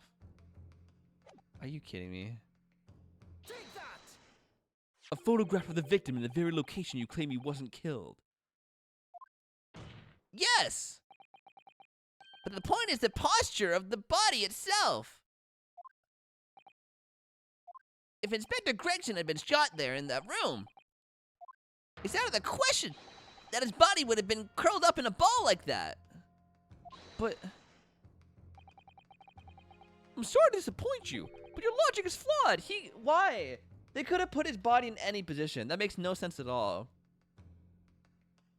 He could easily have adopted to the photo position due to the pain of the shot. No, he died instantly. I'm sorry to disappoint you, Judge Jigoku, but it's your logic that is flawed. What? According to this autopsy report, the victim died instantly. He would have felt no pain, much less been able to draw himself into that position. Ah! Which begs the question of why the victim's body is curled up in that way. Though the answer should be abundantly clear by now. You're suggesting. The inspector's body took on that posture ahead of its arrival on Fresno Street, before it was coldly turned out on the floor. From the inside of a large travel trunk. That is ridiculous. That's our way of proving. If you shoot someone, they'll fall in a different direction. Yeah. But are you saying they just dumped him out when he was still frozen and didn't put him in a different position? That's ridiculous. You're quite right. The shape of the body. It looks exactly as if it had been kept in a confined space. Oh my god. Well, Judge Jigoku, present your trunk for examination. I believe it's very possible that it will contain traces of the victim's blood. Narg!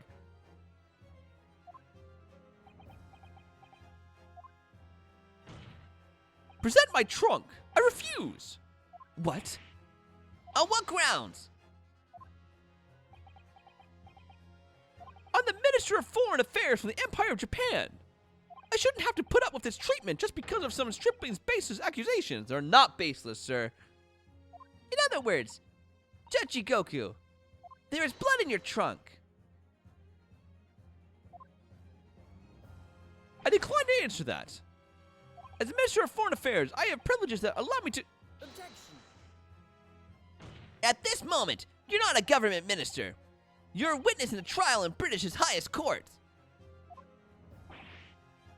I don't care who you are or what your status outside this courtroom might be. You will not withhold information. Damn. Nothing is more important than the truth. I will say, he has a very nice suit.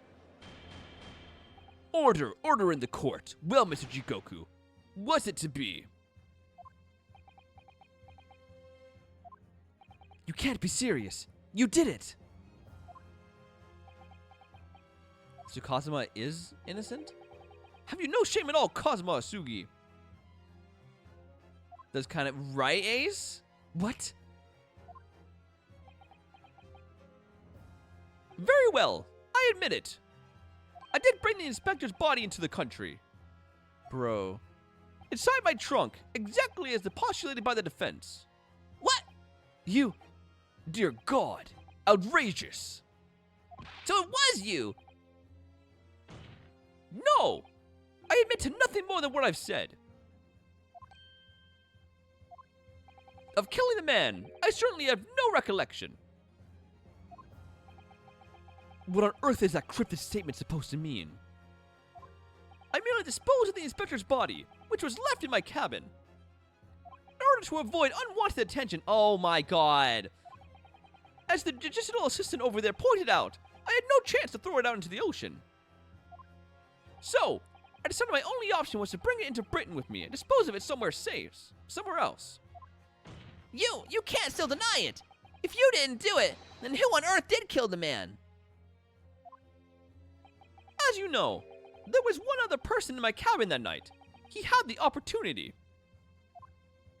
And moreover, he'd already accepted a mission to take the inspector's life. Oh! That's right! Who else could it have been? It was you, Kazuma! You...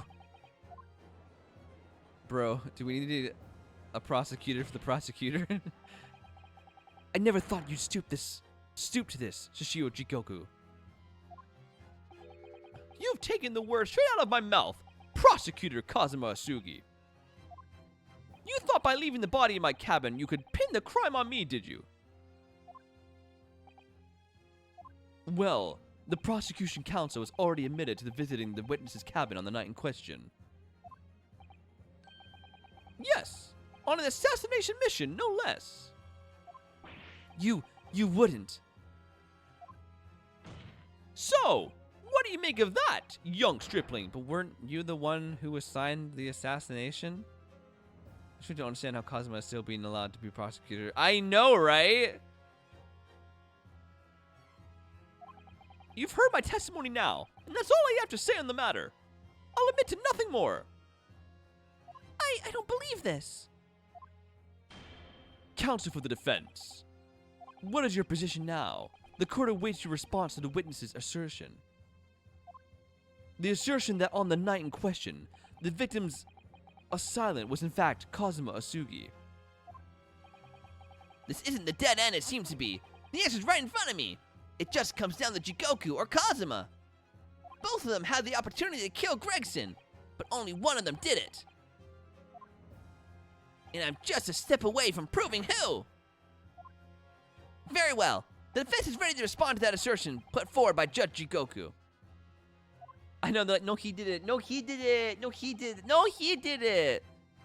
The idea that the victim's murder could have been committed by Prosecutor Asugi is... I don't know.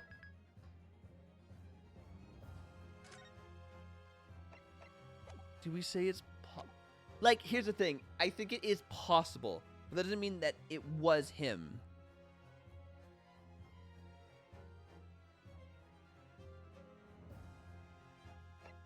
Do we have proof Kazuma wasn't there? Streamer! Yo, thanks for the sub, man! This better be the last time I ever sub during an Ace Attorney stream. We'll see about that, streamer. We'll see. He said he left the ship before Gregson.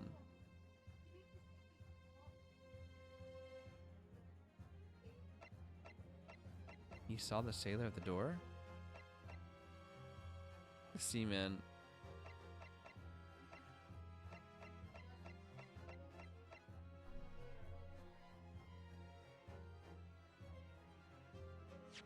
Yeah, we just don't have anything to prove it.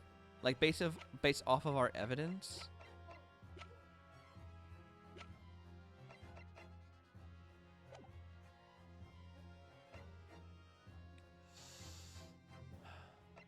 Let's say impossible then. But with this game, this isn't saying it's one or the other. We could say it's possible. However, we have, you know what I mean? Yeah. Jikoku, let me remind you of something you said only a few minutes ago. You're revising computers. Do you think this counts as revision? Absolutely, man. Did you get a trim? I don't know when the last time you saw me. I got like the sides buzzed, but my hair's still the same.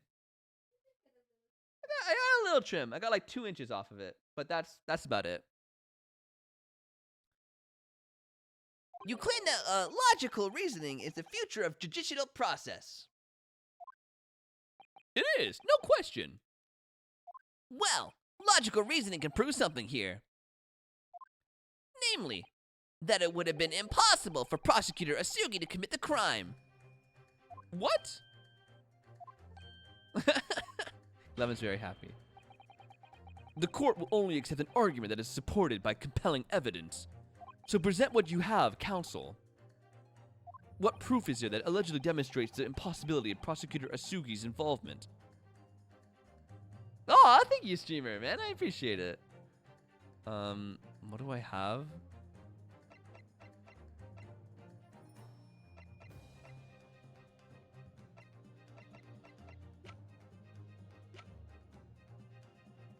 The fact that he doesn't have a gun?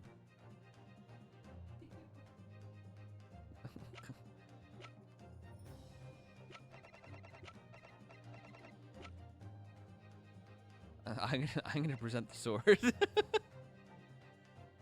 that!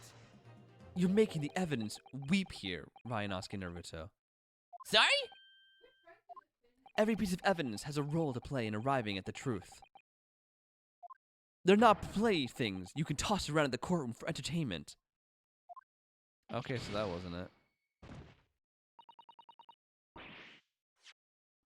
Yikes. Okay, so I'll present the gun instead then. I know, we're trying to prove he's the killer, and he's like, no, I am the killer, you dumb fuck. Impossible. Realm. Realm. Weapon. Take that!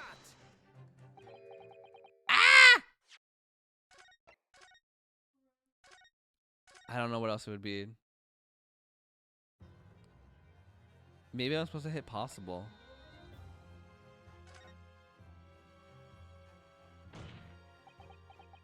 Well, it is possible, my lord.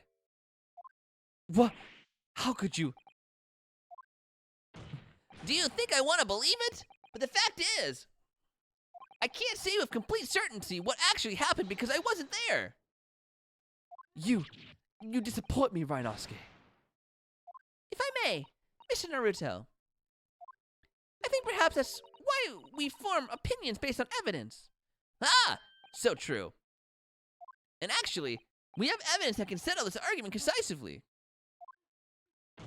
My lord, the defense would like to present evidence in support of...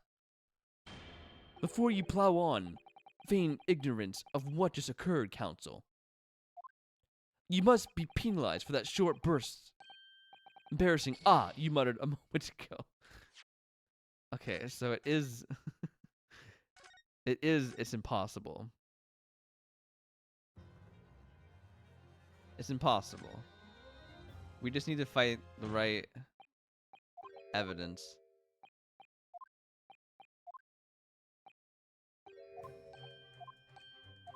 I just can't think of what it is.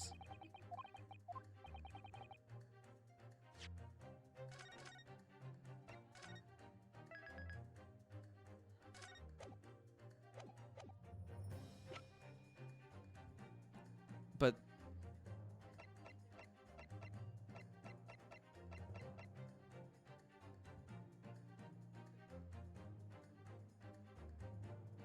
the drill? I don't think so. Because well, it's just it doesn't prove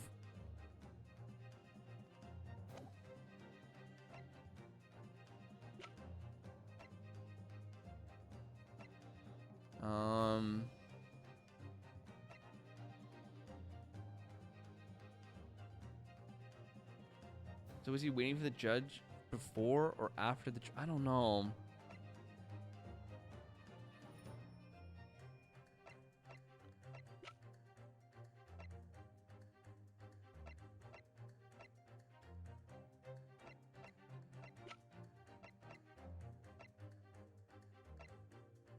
Well, we can try the drill. Take that! This itinerary for crew members of the SS Groose, my lord. This is concise and proof. Oh, you might be right, Clem. An itinerary? How does that prove anything? Judge Goku, the moment you acknowledge that you found the victim's body in your cabin, this itinerary suddenly became much more significant. How? What? Why? On the night in question, as always, a crewman sentry was on guard outside your cabin door. As long as he was there, nobody could have fired a shot inside the cabin. Absolutely. Because it's inconceivable that the guard wouldn't have heard it and come to investigate. So that tells us that the crime must have taken place when the guard was elsewhere. And that narrows it down to 20 minutes just after 10 o'clock, as indicated on the itinerary. Yes, I see no flaw in your reasoning so far. But the crucial point is this. When the evacuation drill took place, the steamships had already put to sea from the port on Dunkirk. Oh! Now, clearly the murder could only have been committed by somebody who was aboard the vessel at that time.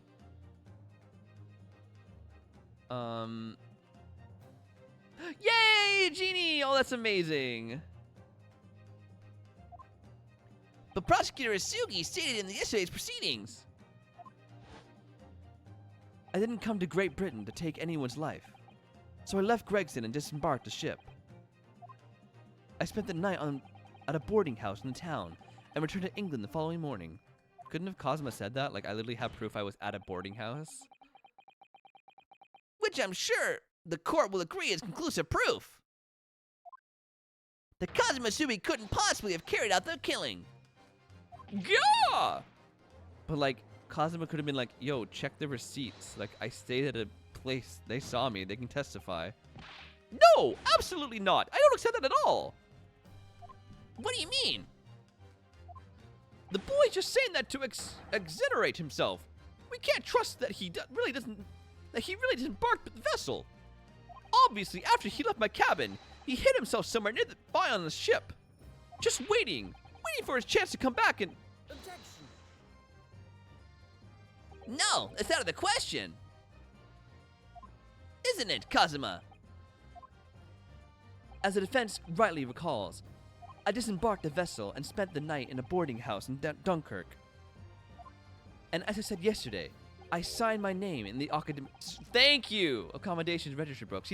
He should have said that!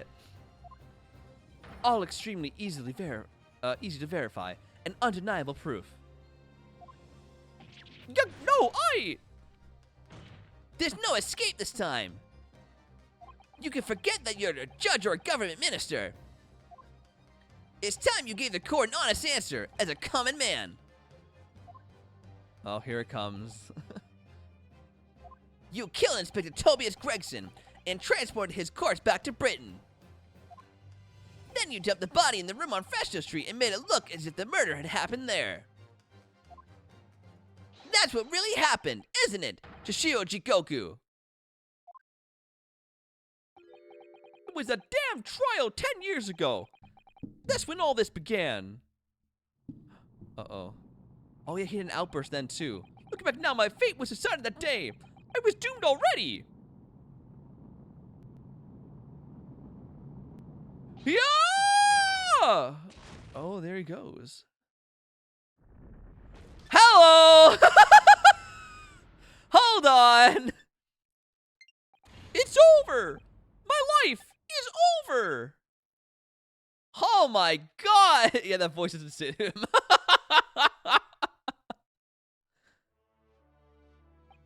A British assassin to eliminate a professor in Japan. A Japanese assassin to eliminate a detective in Britain. Both assassins will use diplomatic immunity to evade conviction and return safely to their homelands. The assassination exchange requested arrive from Britain about 1 year ago. Though it was hardly at a request, it was a demand. And for that, you decided to recruit Mr. Asugi. But things didn't go according to plan. Your chosen assassin never made it to Britain. And you found yourself unable to dispatch a replacement. It literally isn't real. Because I was already on my way to Britain at the time in Cosmo's place. And that left me with only one option for carrying out my obligation. To eliminate the mark myself, personally. Of course, there was but a single opportunity for me to do that. The International Forensic Science Symposium, I presume. That's right. I decided it would be safest to carry out the plan before my arrival in Britain. So I enlisted the help of my British counterpart. I made arrangements for a pretext that would take the inspector to Dunkirk. To lure the man in, he was given a sham mission by the Reaper. What? The Reaper? But there's only one person who could have done that. The mastermind of the entire operation. The Reaper himself. So the Reaper is the British judge, right? Has to be. So that means that the assassin exchange was... It was all planned by the Reaper. I'm not at liberty to say anything about the British counterpart. Anyway, the inspector accepted the Reaper's mission and dutifully infiltrated my cabin on the steamship. But it was all a trap designed to lead him to France and his own death. The actual judge's baby. He would never. But like the thing is, why isn't he proving it? Why isn't he being like, he set this all up? You know, I was just doing what he told me to do. Oh, how awful, the Reaper. The Reaper. That's the thing. He won't say who it is. What? Yeah. Oh, no, I know that. I'm talking about this guy. Oh. Well, you said it out loud. Chat can't hear you. I can hear you. I'm confused. Anyways, it was past 9 o'clock when I returned to my cabin from the dining hall that evening. I didn't give him time to attack me. I choked him until he lost consciousness. Jesus. But there was a guard just outside the door, so I left it at that for the time being. Even the slightest noise might have aroused suspicion, so I bided my time, waiting. For the 20 minutes after 10 o'clock. I'd intended to finish him by strangulation, but moments before I had the chance, he suddenly came round and went for me in the reckless move.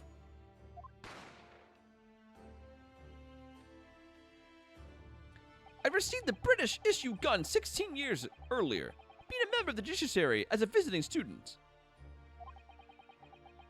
I know, that's what I was thinking too, Ace. And also the other guy had choke marks, but Gregson didn't. I never imagined I'd have to use it for something like that. So the revolver belongs to you, does it? Then the victim was killed inside your cabin on the SS Groose. Which begs the question of why you arranged for his body to be discovered in the room on Fresno Street. So he wouldn't get caught? The young judicial assistant over there has already answered that question. There was no way I could take the body on deck to throw it over the side.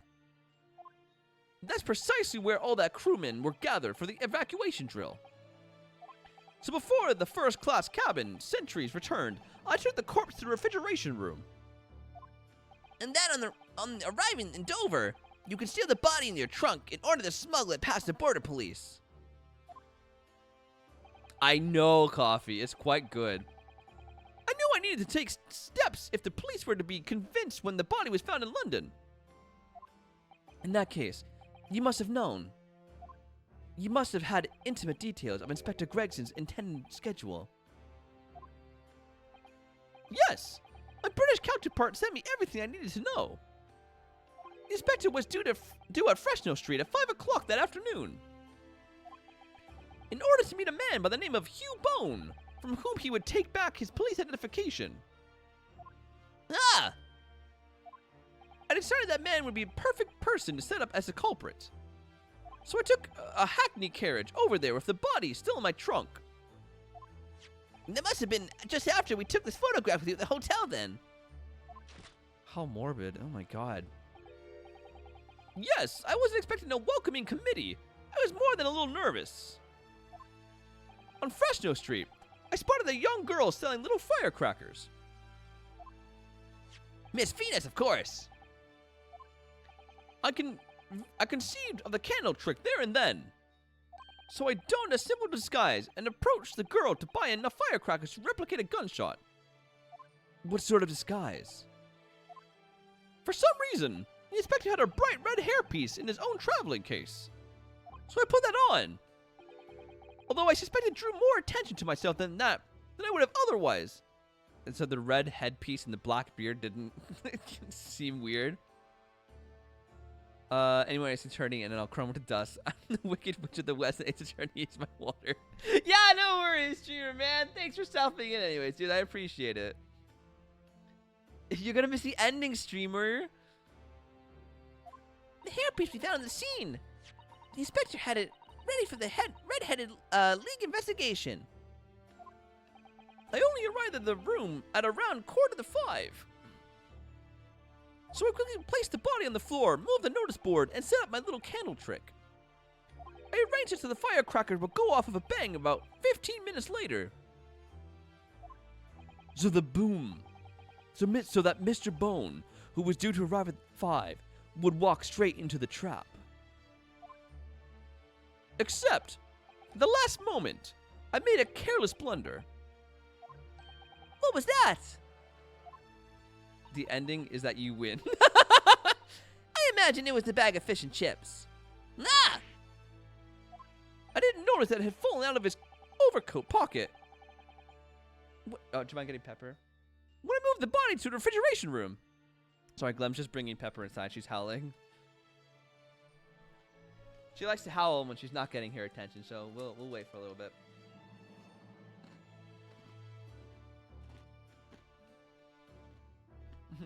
Pepper!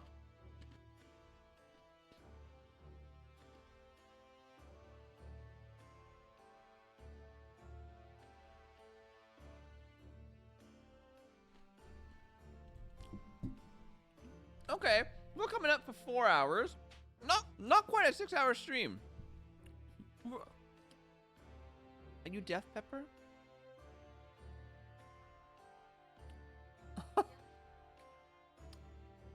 Well, if she's howling, she's not gonna hear. Pepper, you've been redeemed. Come here. Come here, monkey.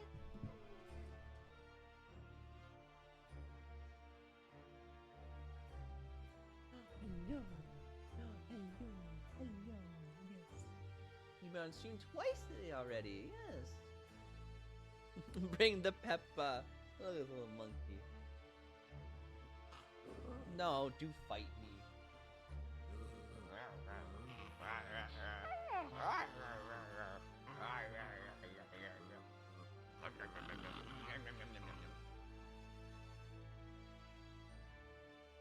Really? This feels done, though. Would you like to say anything else to chat, Pepper?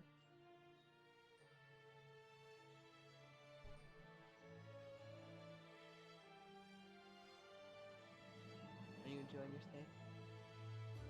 There you go. Tell us your secrets, Pepper.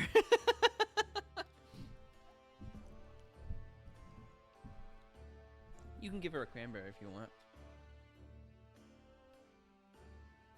I didn't notice it had fallen out of the overcoat. I put it back into his pocket the following morning, but... Well, it seems the warmth of the heated cabin had accelerated the decay of the fish. Anyway, that's everything. all the sordid details of what I did. But then who's the weeper? Who's the weeper of the bailey? Yo, there's no desk anymore.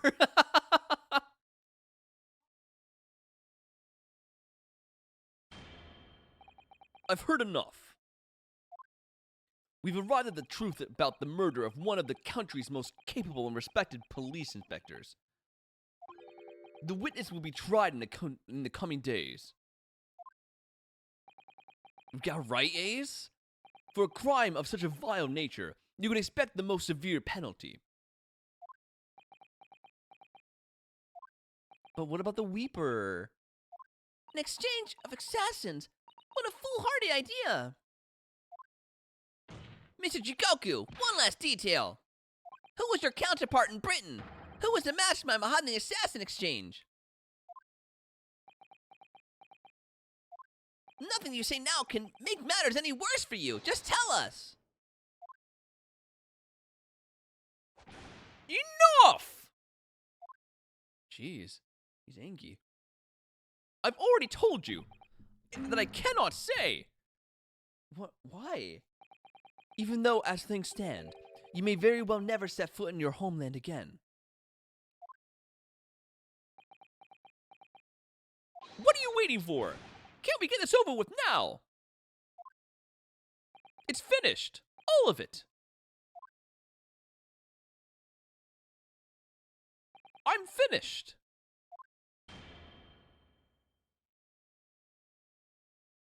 Then, in the name of Her Majesty, the Queen, I now pronounce the findings of this court. This man before us has admitted to the willful murder of Tobias Gregson, but we don't know why, right? Why was he targeting Gregson? Oh. Well then. I guess that's how that works. Toshio Goku, it is the opinion of this court that you should be found guilty. And may I remind all those present of the strict confidentiality demanded by this closed court. Strongheart knew Gregson was investigating the Reaper, so he had him killed. But a year ago, he started to do that?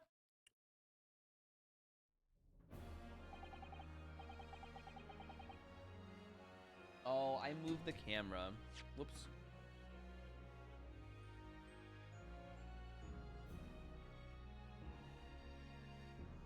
There we go. Okay, theory. You know how Strongheart saw Kazuma, and was like, oh, you should stay here. I think he knew. I think he knew that was who the assassin was. So he was like, oh, he's the assassin. I want him here so we can continue his mission. That's the only reason I can see. Not the fact that, oh, he's a prosecutor. I can use him, you know? Moments ago. Pepper, what are you doing? Stop moving the camera. Pepper.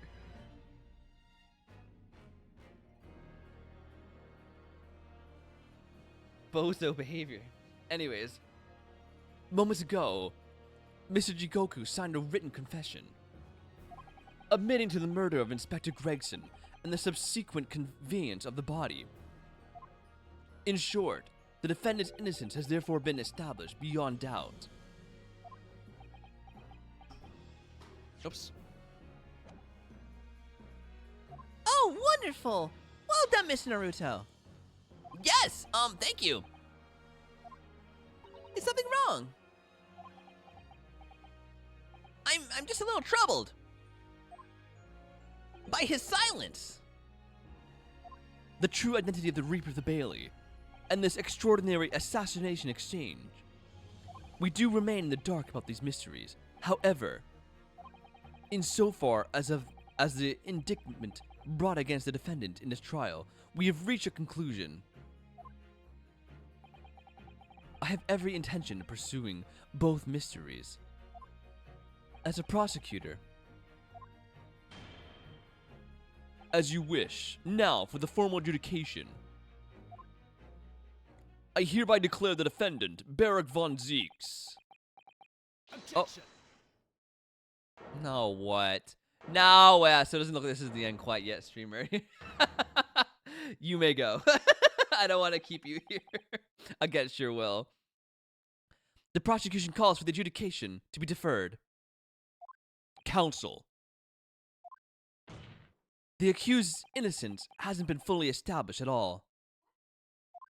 And therefore, it would be wrong to deliver a verdict at this time. Yes, it has.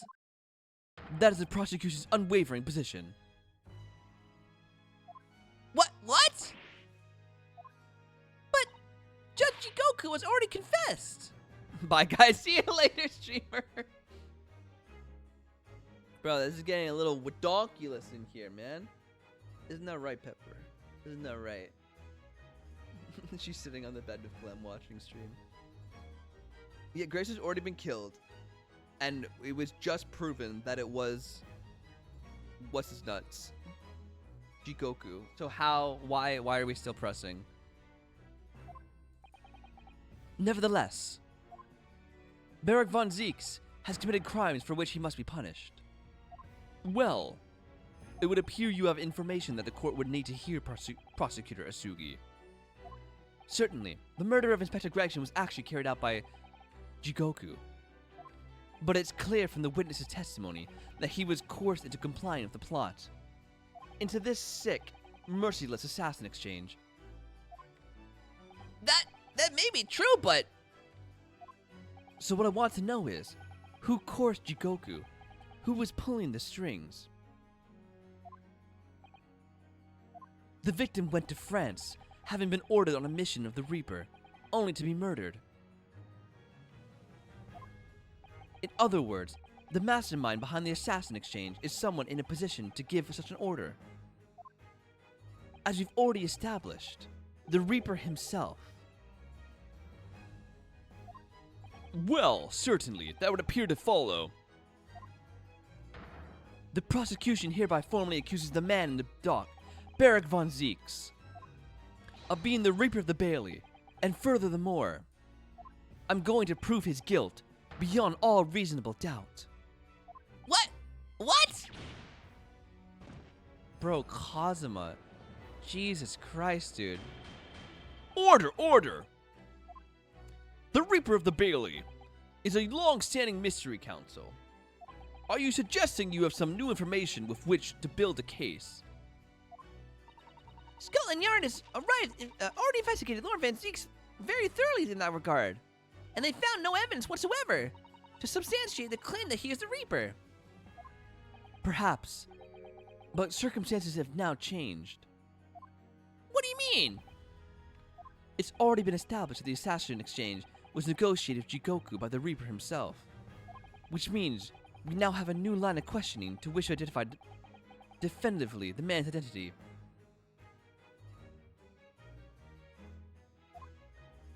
That is the prosecution's intention here. I must say, I'm surprised by quite how tenaciously you appear to want to besmirch my name.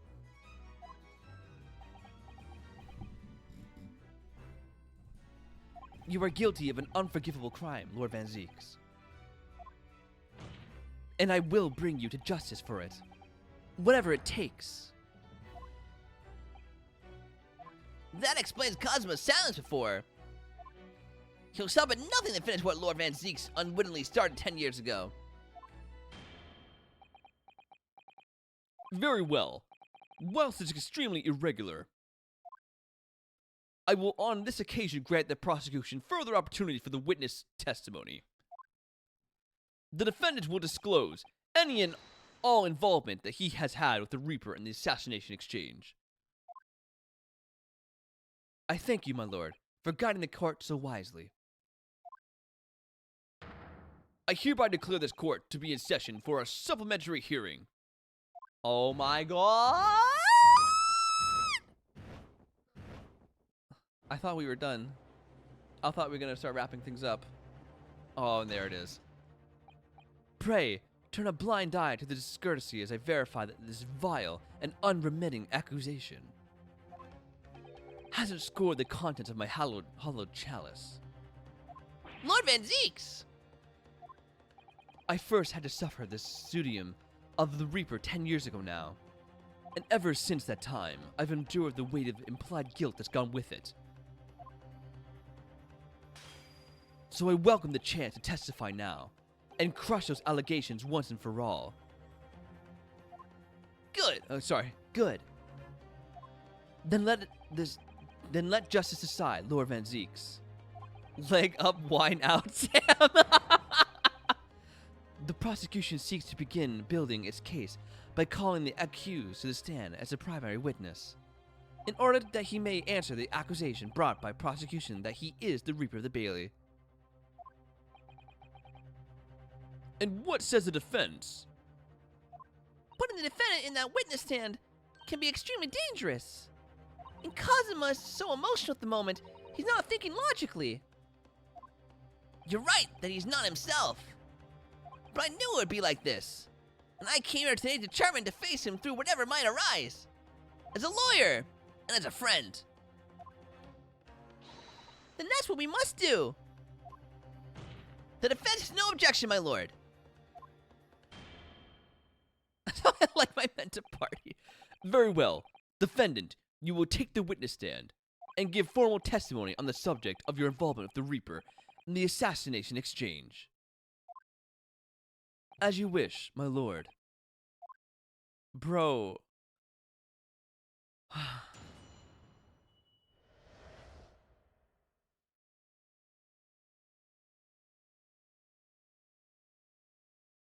I didn't think this would go this long. Oh my god. I thought we were done. How much? There's quite a bit left. Oh. I don't think I can finish it today. I don't think I can finish it. I have to get to work so I can do all the online forklift training so I can do the Monday course in real life. IRL. So I gotta get to work. I didn't think this would take this long. I even started an hour early. Attorney Streamless. I just feel shitty because I was like, yeah, we're finishing it. 2 years later, woo, it's done. Part 2. It's a very show off my balls for dominance move. It really is. I need to end things here so I can get to work. There's gonna be like, yeah, at least another 2 hours. So we know what we're doing on Saturday, guys. We're actually finishing Ace Attorney. God damn it. I really wanted it to be done. Oh, man. I know, streamer's gonna be so happy. Streamer, guess what? There's actually one more stream. Alright, guys, that's gonna be it for stream today. I apologize we didn't get to finish it, but we will be finishing it on Saturday. For real, for real. I hope you all have a great time, and thank you so much for joining me. This has been super, super fun. And I hope you all be here to see the finale as we finally finish the part 2 of the final of the Ace Attorney. Peace out, everybody. Bye-bye.